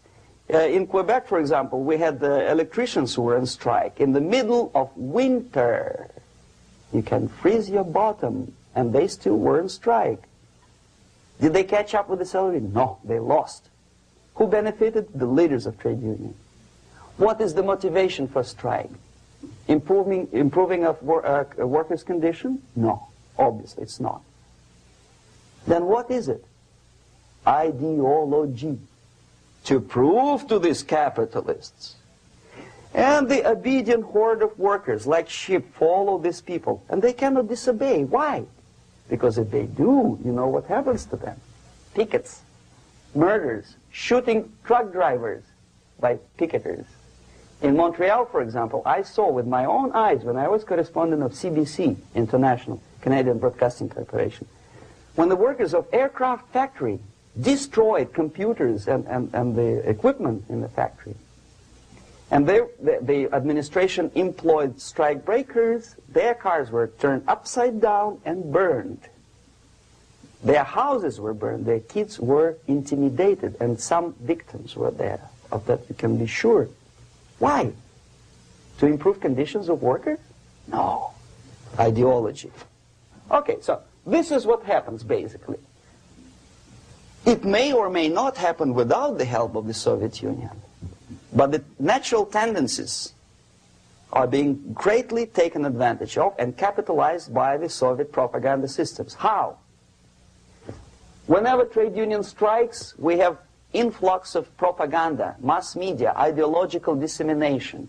The workers' right, and we repeat it like parrots. Yes, workers' right. Whose rights? Workers? No. The only freedom of worker to sell his labor according to his own desire and will is taken away from him. By whom? By trade union boss. Unlimited power is given. Responsibility. I want to sell my labor not for $2.50 an hour, but for $2. I don't have right. My freedom is denied to me. I know that if I sell my work for $2 an hour, not for $3 an hour, I will compete better with the other guy who is lazy and more greedy. I don't need $3. I need only $2. No, I was made to believe by media, by business, by advertising agencies that I need more and more and more. Have you ever heard any advertising on TV to consume less? No. No way. Whether you need a six-cylinder car or not, you have to buy it. And hurry up. When I was driving here on the local radio station, an excited announcer said, "You hurry up, rush and save, save, save. There is a pantyhose sale." Save by buying more. Of course. It would be too naive to expect that KGB makes that advertising agency to do such a crazy commercial. No, of course not. But what we did when I was working for Novosti Press, we would snow plow editorial offices, student organizations, religious groups with literature of class struggle. If not directly Marxism-Leninism propaganda, then a propaganda of a legitimate aspirations of working class, betterment of life, equality. Equality, mind you. President Kennedy once said, we will make America to believe that people are born equal. Are people born equal? Is there any mentioning in the Bible or any other holy scripture in any religion, if you don't believe me, go to the library and check it, there is not a single word about equality. Just the opposite. By your deeds, God will judge you. What you do is important. The merit of your personality. You cannot legislate equality. If you want to be equal, you have to be equal. You have to deserve it. And yet we build our society on the principle of equality. We say people are equal. We know it is false. It's a lie. Some people are tall and stupid. Others are short, bold, and clever.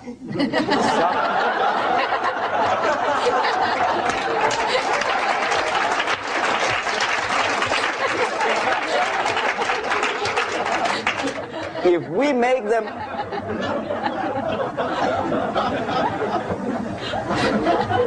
make them equal by force, if we put the principle of equality in the basis of our socio-political structure, is the same thing as building a house on sand. Sooner or later it will collapse, and that's exactly what happens. And we, as Soviet propaganda makers, are trying to push you in the direction which you go yourself. Equality, yes, equality. People are equal. Land of equal opportunities.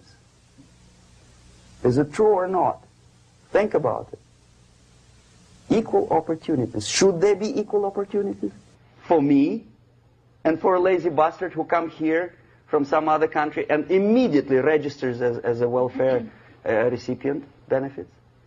I never received a single dollar. No, sorry, I did receive once. But I never applied for welfare. For the 13 years, I took any job. Security guard, journalist, taxi driver, anything. Well, I was restless, but some people don't like it. They immediately. So why should we have equal opportunities? Why? The equal opportunity to excel. Equal opportunity in equal circumstances, yes, but we know people are different. To excel, yes, provided we reach the same level of excellency, perfection, which is hypothetical, distant future. Yes, maybe. But we know perfectly well that even with the best intentions, people could not be equal. Why should we have equality in the, say, legal system? Myself, I'm considering myself a law-abiding citizen, and a person who comes here to rob and shoot, say, the United States administration under Carter, imported thousands of Cuban criminals. They were non-criminals, yet they were accepted. Do you think it's fair if myself and my wife from Philippines, who work like a, excuse me, horse as a lab technician in the hospital, should have the same rights as a criminal from Cuba? Why? And yet we repeat as parrots, equality, equality, equality. And the Soviet propaganda system helps us to believe that equality is something which is desirable. Democracy, as it was established by fathers of this country, of this system in the last century, is not equality. It's the system where different people, unequal people, have a chance to survive and help each other in constant competition, in constant perfection, not in equality, which is superimposed from a godfather or a nice person in Washington, D.C. And the absolute equality exists in Soviet Union, quote-unquote equality. Everybody is equal in dirt, except some people are more equal than the others in Politburo. So, the moment you bring a country to the point of almost total demoralization, when nothing works anymore, when you are not sure whether it is right or wrong, good and bad, but there's no division between evil and good, when even the leaders of church sometimes say, well, violence for the sake of justice, especially social justice, is justified in the countries like Nicaragua, El Salvador, well, maybe Rhodesia, and we listen to them and say, yeah, probably it's true. Is it true? No, it is not true. Violence is not justified, especially for the sake of quote-unquote social justice introduced by Marxist-Leninists, that is my former colleagues from Novosti Press Agency. Okay, so we reached that point. The next step is destabilization.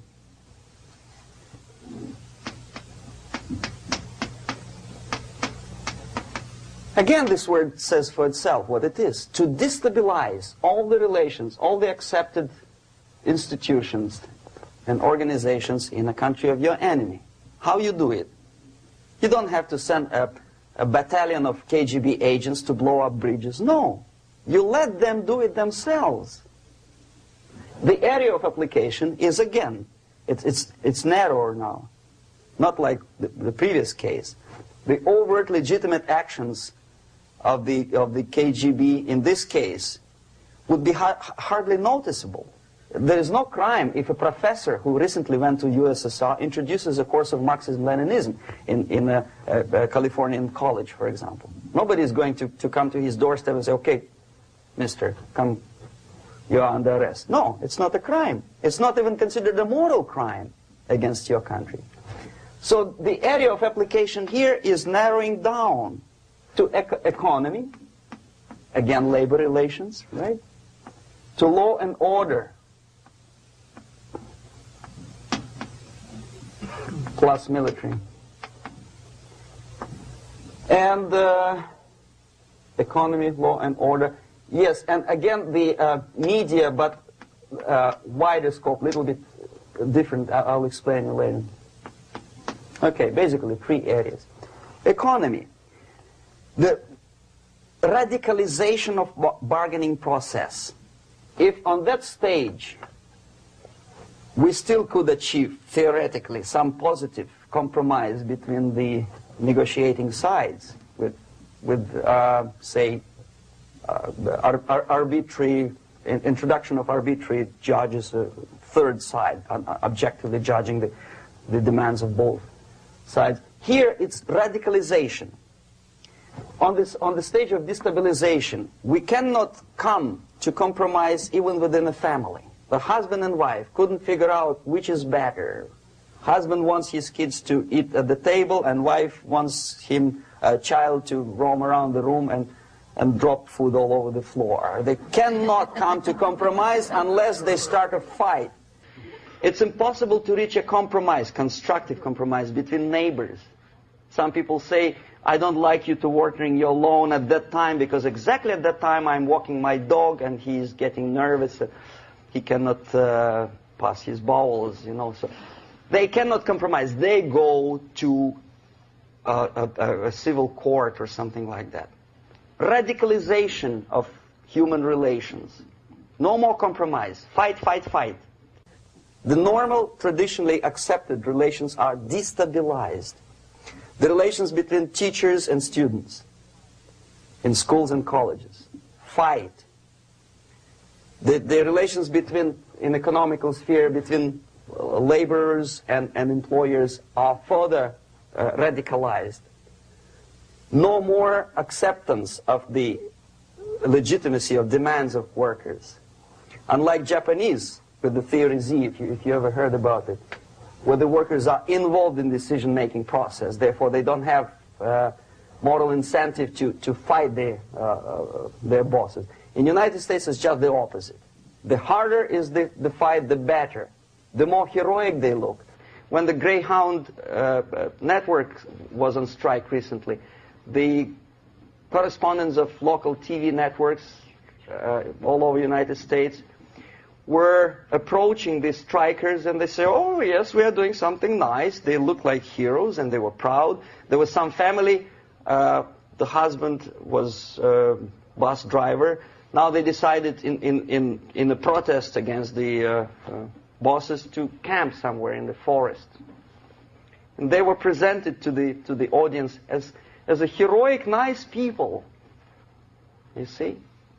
The violent clashes between passengers, picketers, and the strikers are presented as something normal. 10, 15, 20 years ago, we would be angry, say, why so much hatred? Today we are not. We say, well, commonplace. Radicalization, militarization sometimes. As I explained on that stage, I took a step a little bit further. Shooting people. Okay, law and order now also is pushed into the area where previously people settled their differences peacefully and legitimately. Now we are getting with this court cases in the smallest irrelevant cases. We cannot solve our problems anymore. The society at large becomes more and more antagonistic between individuals, between groups of individuals, and the society at large. The media puts himself in the opposition to the society in general, at large. Separate, alienated. Okay? On that stage, you remember I was talking a couple of hours ago about the sleepers That's when the students from, say, United States, if they are trained in Lumumba University, or developing nations, that's the students I was dealing with, are being sent back from the Soviet Union here. Or if they were already in the United States, in the country which is the object of subversion, they spring to action. The sleepers go up. They slept for 15 to 20 years. Now they become leaders of groups, preachers, I don't know, public figures. Prominently they actively include themselves in a political process. All of a sudden we see a homosexual. 15 years ago he did his dirty job and nobody cared. Now he makes it a political issue. He demands recognition, respect, human rights, and he rallies a large group of people. And there are violent clashes between him and police, his group and ordinary people, no matter what. It's black against white, yellows against green, doesn't matter where the division line goes. As long as this group come into antagonistic clash, sometimes militantly, sometimes with firearms, that is destabilization process. The sleepers, many of whom are simply KGB agents, become leaders of the process of destabilization. Doesn't mean that Comrade Andropov sends Comrade Ivanov to the United States. The person who takes care is already here. He is a respected citizen of the United States. Sometimes he gets money from various foundations for his legitimate struggle for, I don't know, human rights, women's rights, kid lib, prison lib, whatever. There are sympathetic Americans who donate their money to him. This stabilization process usually leads directly to the process of crisis. In case of developing nations, that's the area where I was active. The process starts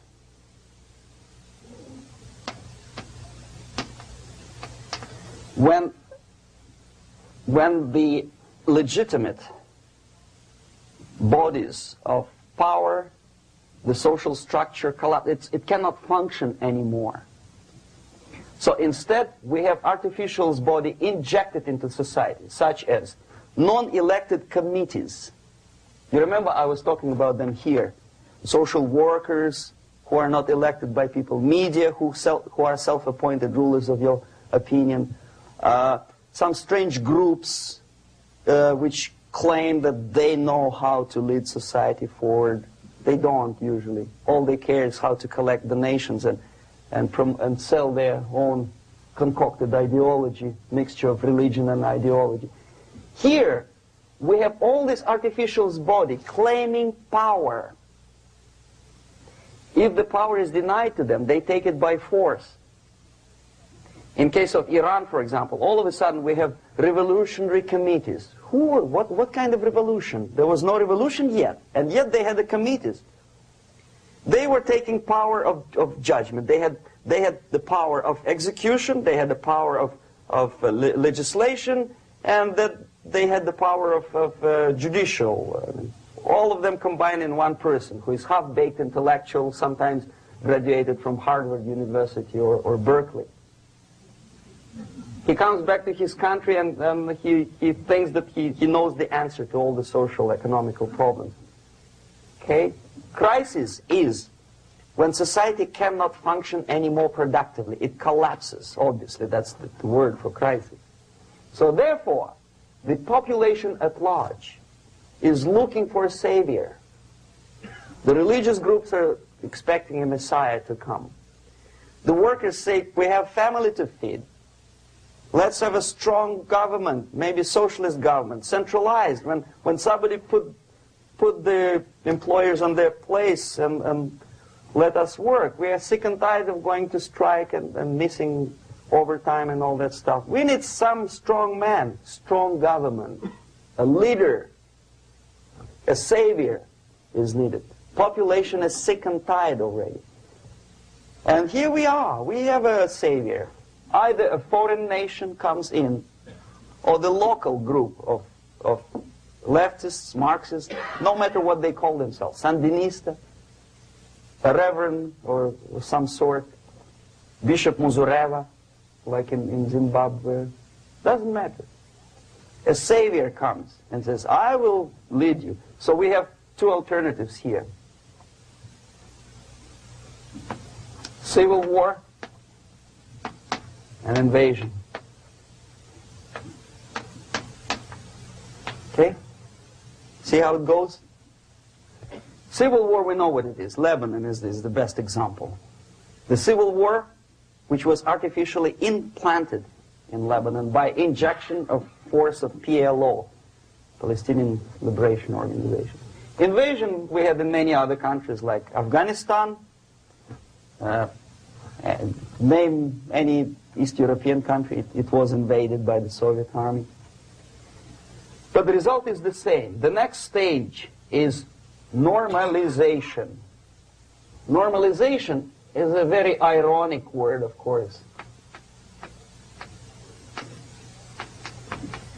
It is borrowed from 1968 situation in Czechoslovakia, when the Soviet propaganda, and after them New York Times, declared the country is normalized. The tanks moved into Prague, so there is no more Prague Spring, there is no more violence. Normalization. At that stage, the self-appointed rulers of the society don't need any revolution anymore. They don't need any radicalism anymore. So this is the reverse from destabilization. Basically, it is stabilizing the country by force.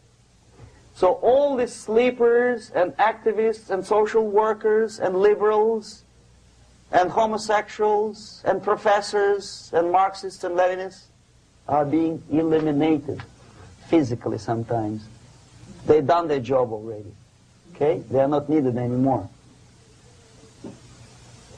The new rulers need stability to exploit the nation, to exploit the country, to take advantages of the victory. Okay? So no more revolutionaries, please. And that's exactly what happens in a number of countries. You remember Bangladesh? This is the crisis in which I was instrumental. First they had Mujibur Rahman. In 1971, he was the leader of People's Party, Awami League, with mustache like Stalin. He was in Russia many times. In 5 years, he was shot by his former colleagues, Marxists.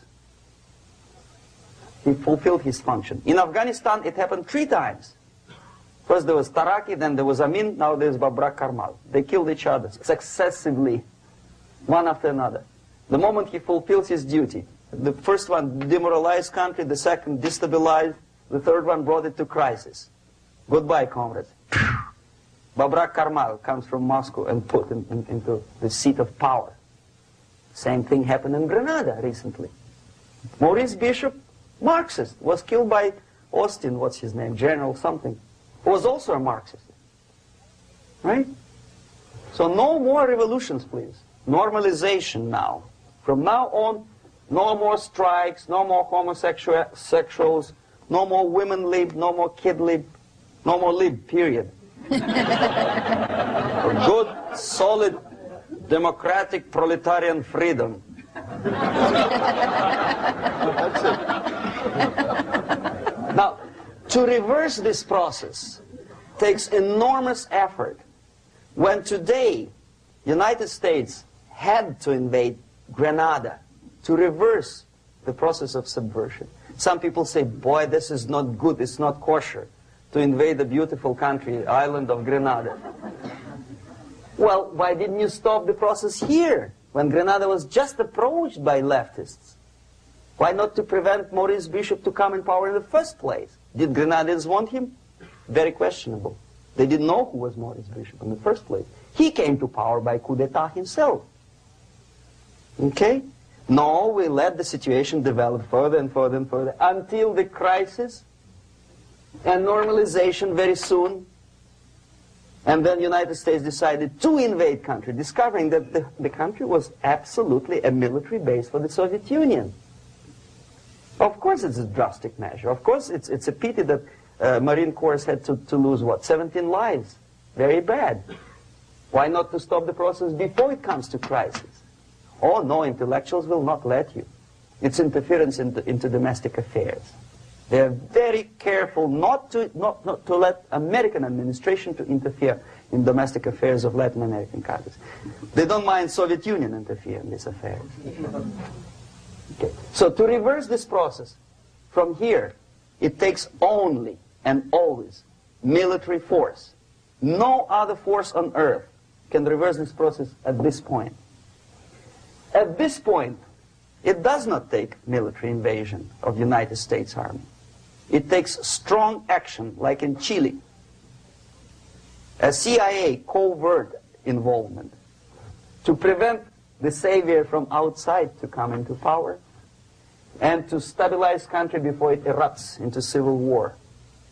Okay? Support the right-wing conservative forces. By money, by crooks or love, doesn't matter.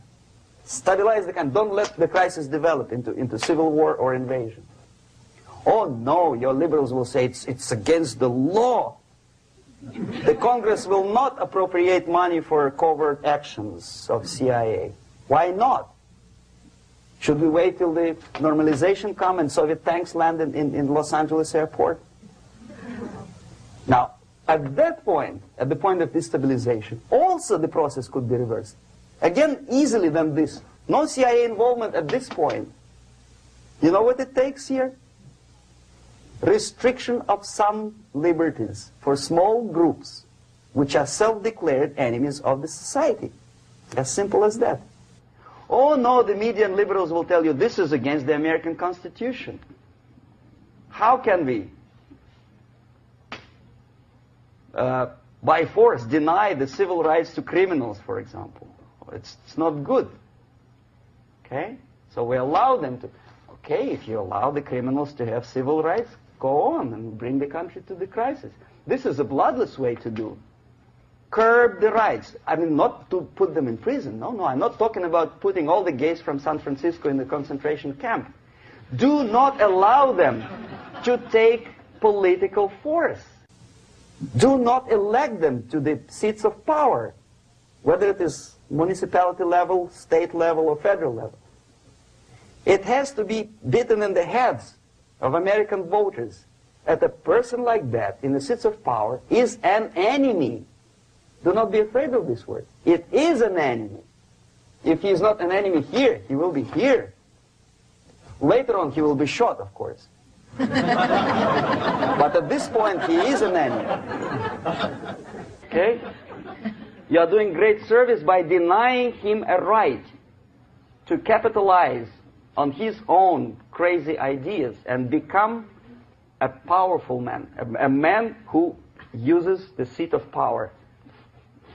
Restriction of certain freedoms and permissiveness at that point would prevent sliding into crisis and probably will return the process of destabilization. To curb unlimited power, monopolistic power of trade unions, here, at that point, would save economy from collapsing. To introduce a law to stop private companies of raping public opinion's mind in the direction of consumerism.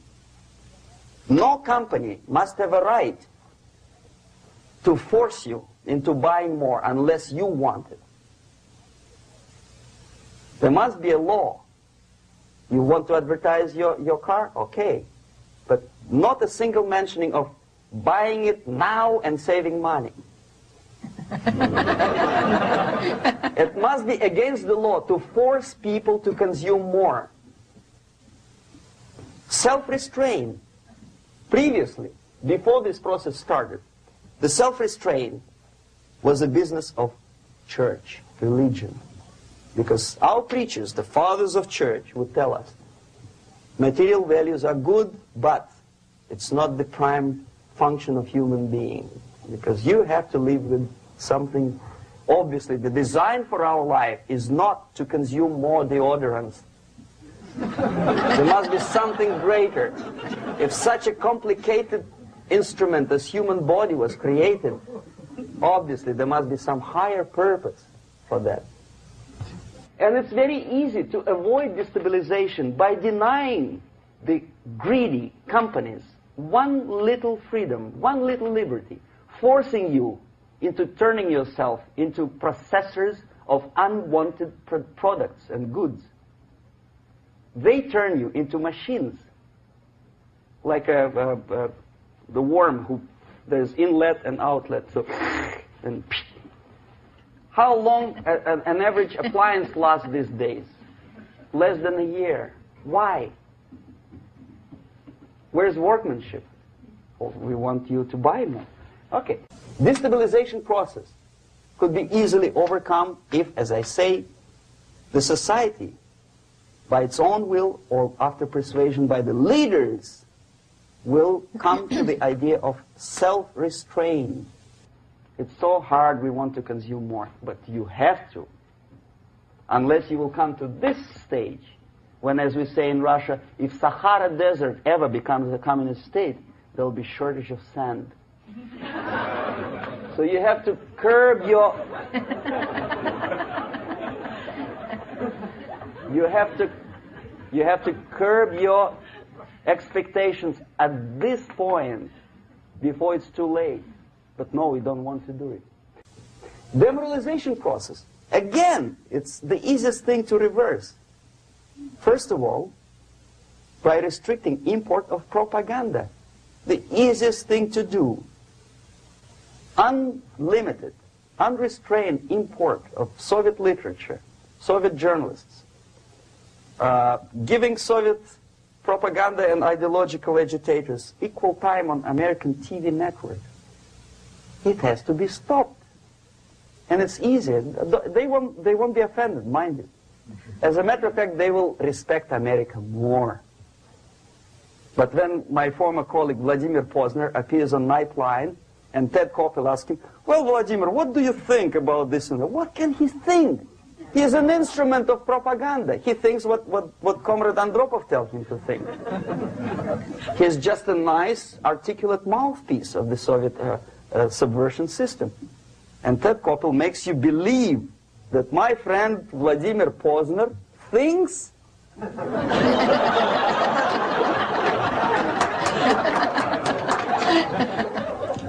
the process of demoralization may not have started at all if at that point the country, which is a recipient of subversion, actively, not violently, but actively, prevents importation of foreign ideology. I don't want America to follow the pattern of ancient Japan. You don't have to shoot every foreigner when it approaches the sacred borders of the United States. But when he offers you a junk in the disguise of very shiny something, you have to tell him, no, we have our own junk.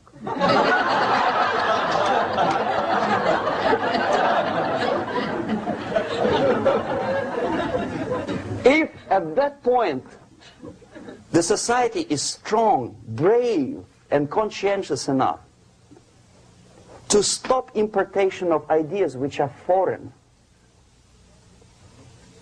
then the whole chain of events could be prevented. Recently I've been to the Philippines, and I was shocked how in big cities like Manila, children listen to deafening music. A melodious nation with long traditions of good, nice ethnic music, introduced by Spanish long time ago, maybe 2 centuries, 3 centuries ago, I don't remember how long. All of a sudden listen to musical garbage, blasting their radios at full blast, at full volume. Why? In India, I spent many years watching the reactions of Indians walking out of movie theaters after seeing Hollywood production. They couldn't figure out why Americans are so wasteful. They smash their cars, their shiny cars, every 5 minutes. How come they shoot each other for $500,000? Is it true that they're so obsessed with sex?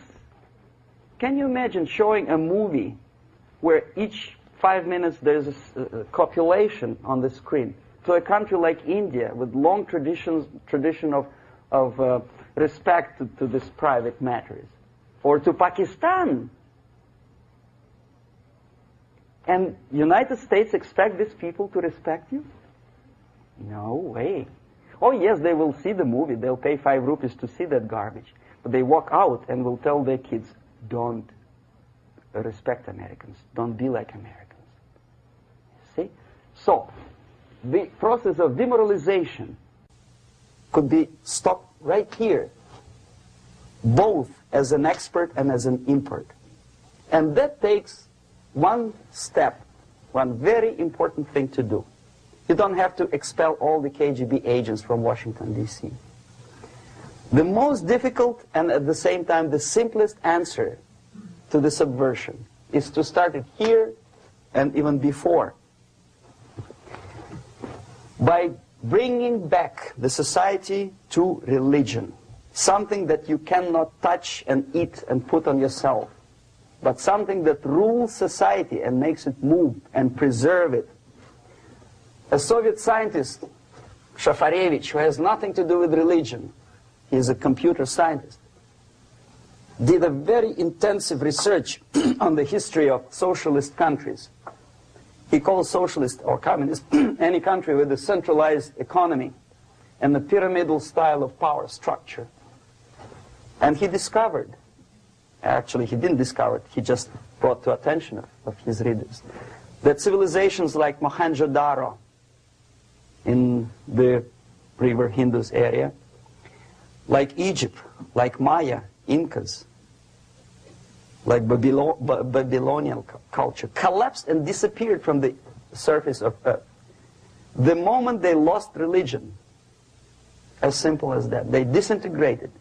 Nobody remembers about them anymore. Well, distantly. So,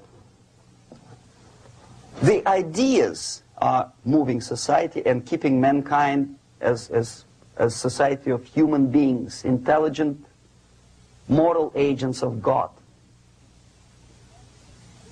The facts, the truth, the exact knowledge may not. All the sophisticated technology and computers will not prevent society from disintegrating and eventually dying out. Have you ever met a person who would sacrifice his life, freedom, for the truth like that? This is truth. I never met a person who said, this is truth and I'm ready to shoot me. To defend the truth. Right? But millions sacrifice their life, freedom, comfort, everything for things like God. Like Jesus Christ. It's an honor. Some martyrs in the Soviet concentration camp died.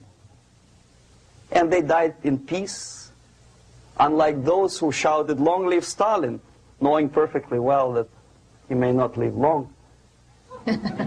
Something which is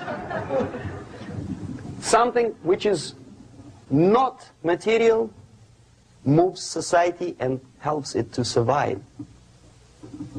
And the other way around. The moment we turn into 2 by 2 is 4 and make it a guiding principle of our life, our existence, we die. Even though this is true, and this we cannot prove. We only can feel and have faith in it. So the answer to ideological subversion, strangely enough, is very simple. You don't have to shoot people, you don't have to aim missiles and Pershings and cruise missiles at Andropov's headquarters. You simply have to have faith and prevent subversion. In other words, not to be a victim of subversion. Don't try to be a person who in judo is trying to smash your enemy and being caught by your hand.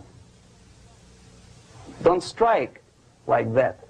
Strike with the power of your spirit and moral superiority. If you don't have that power, it's high time to develop it. And that's the only answer. That's it. Thank you.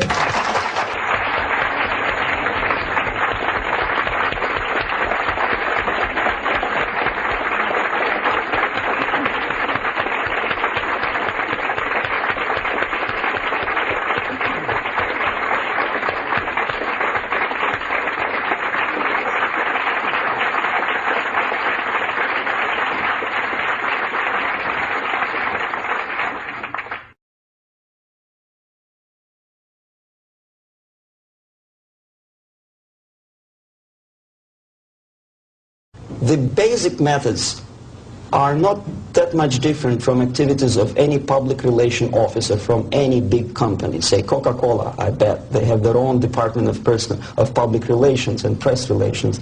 But the ultimate goal, the ultimate purpose is different. If Coca-Cola wants to make profit and to sell more Coca-Cola to nations of the world, the Soviet Union, the ultimate purpose of the Soviet system is not to sell anything, least of all ideology, is to destroy the civilization on which the affluence and freedom based, and replace it with a system of total control over life of human beings, the system of total exploitation. That's the ultimate purpose. My specific measures, which I was forced to do, unwillingly of course, but I had to do them just to promote myself further and further, is bribery, corruption, befriending politicians, members of parliament, influential scholars, members of civil service, businessmen. In other words, anyone who has anything to do with shaping of public opinion in the interests of the Soviet foreign policy. That would include a long process which sometimes is unnoticeable to an average person. It's a long-term process which is called ideological subversion. It's unnoticeable as movement of a small hand of a clock. You know it's going around, but even if you watch it intensely, you don't see the movement. The eventual result is befriending these people and trying to get them involved in the activity in the interests of the Soviet foreign policy. The immediate impulse when I learned that the Soviet Embassy, Department of Research and Counter-Propaganda, of which I was a deputy chief, is engaged neither in research nor in counter-propaganda. It is a department which is compiling information of private nature on individuals, divided in two groups, good boys and bad boys. The sympathetic people were promoted in media and public life. The people who were opposed to the Soviet foreign policy were blackwashed, blackmailed, and destroyed, first morally and sometimes physically too.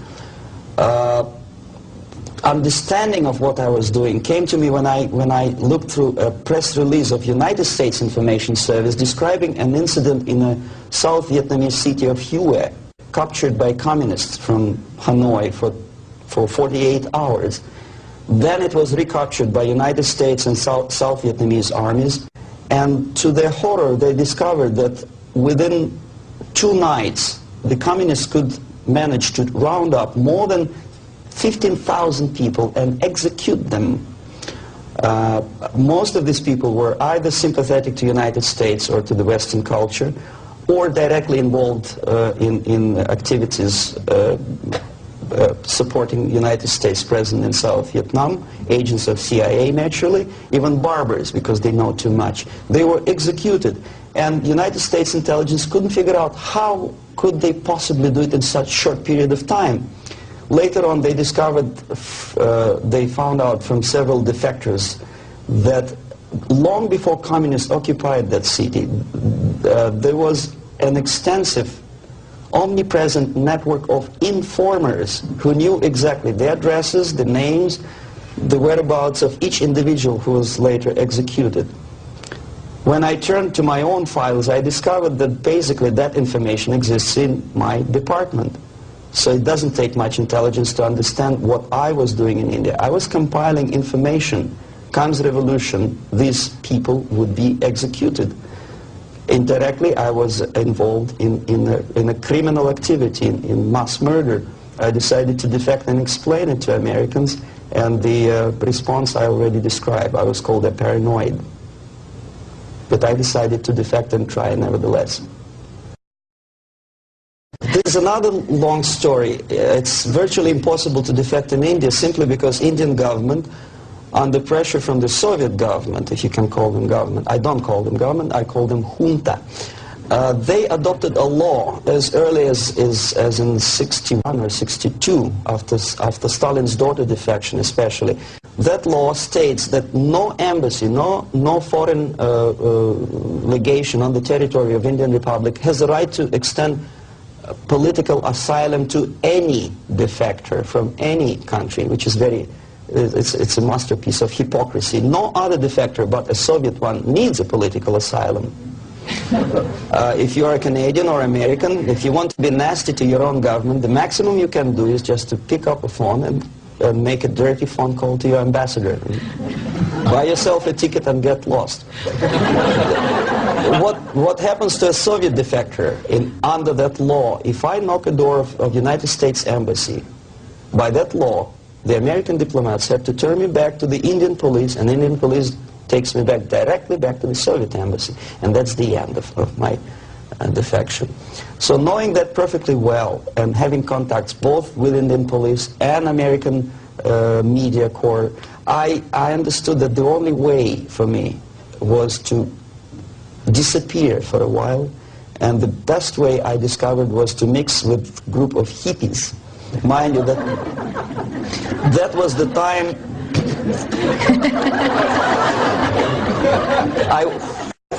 I was 13 years younger, so I looked slightly different, of course. I studied so-called counterculture in India. Sometimes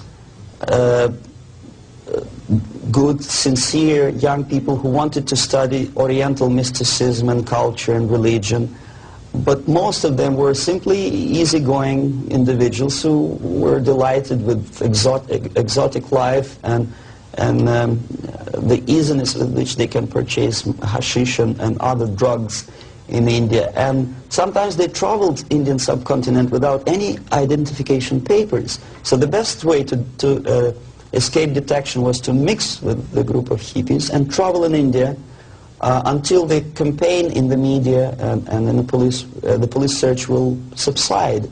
All the newspapers in India carried my picture and announcement of the police that anyone coming forward with information about my whereabouts would receive 5,000 or 2,000 rupees. Knowing that perfectly well, I just walked in there barefoot with beads and blue jeans, smoking hash and enjoying life. Until I found sympathetic journalists who smuggled me from India to Greece. Mind you, that was a military dictatorship at that time. Then only I approached American CIA, and they helped me to land in Canada as a legit, ordinary immigrant. So now I'm a Canadian citizen, as you can see from my patriotic tie.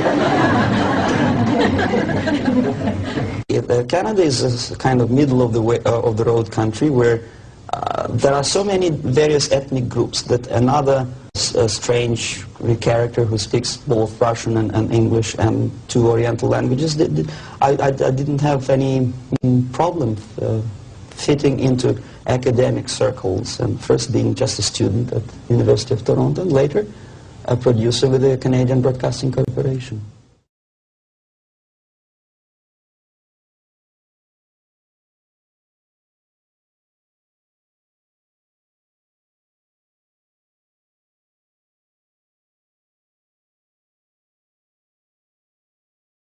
If it's a free, democratic society, there are many different movements within the society. There are obviously, in every society, there are people who are against this society. They may be simple criminals, ideologically in disagreement with the state policy, conscientious enemies, simply psychotic personalities who are against anything. Right? All these movements will be directed in one direction. Right?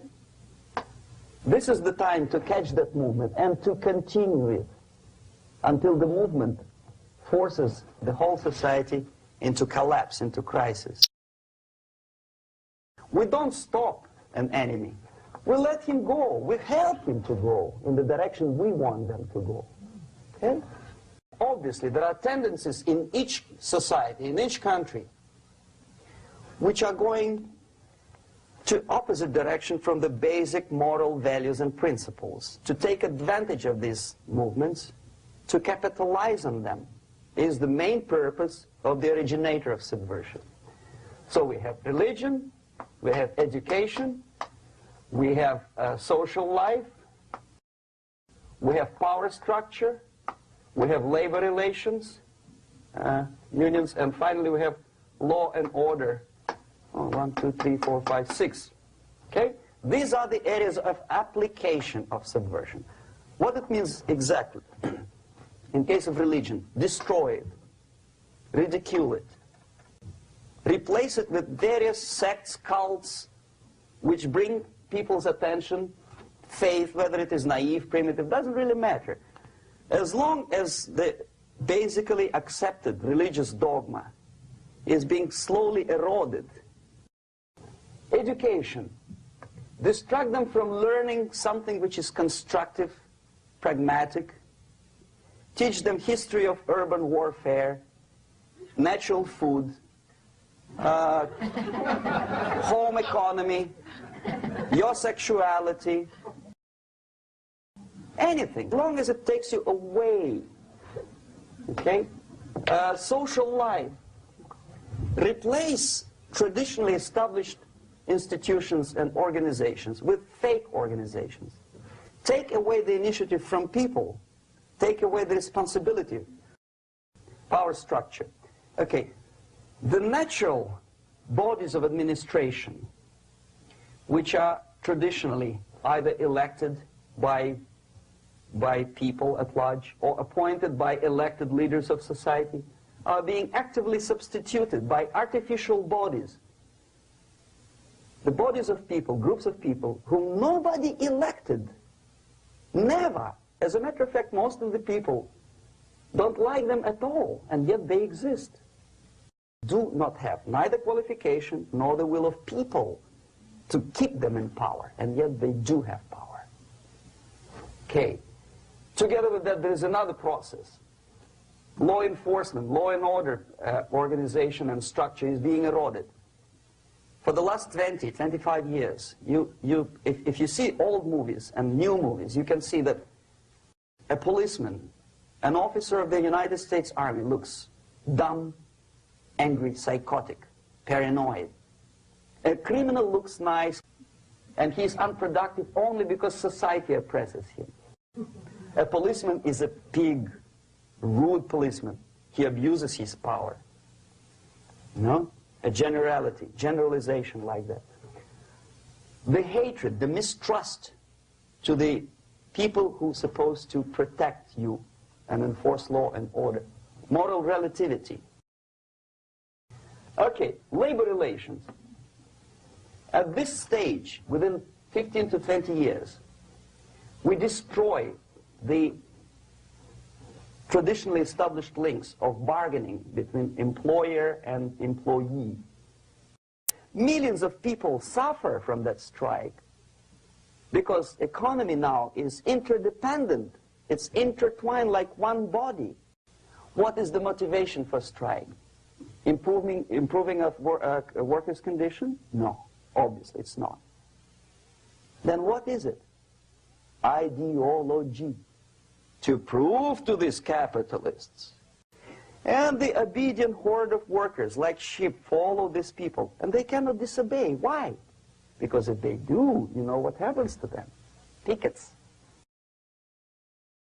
Whenever trade union strikes, we have influx of propaganda, mass media, ideological dissemination. The workers' right. And we repeat it like parrots. Yes, workers' right. To reverse this process, do not elect them to the seats of power, whether it is municipality level, state level, or federal level. It has to be beaten in the heads of American voters that a person like that in the seats of power is an enemy. Do not be afraid of this word. It is an enemy. Strike with the power of spirit and moral superiority. If you don't have that power, it's high time to develop it. And that's the only answer.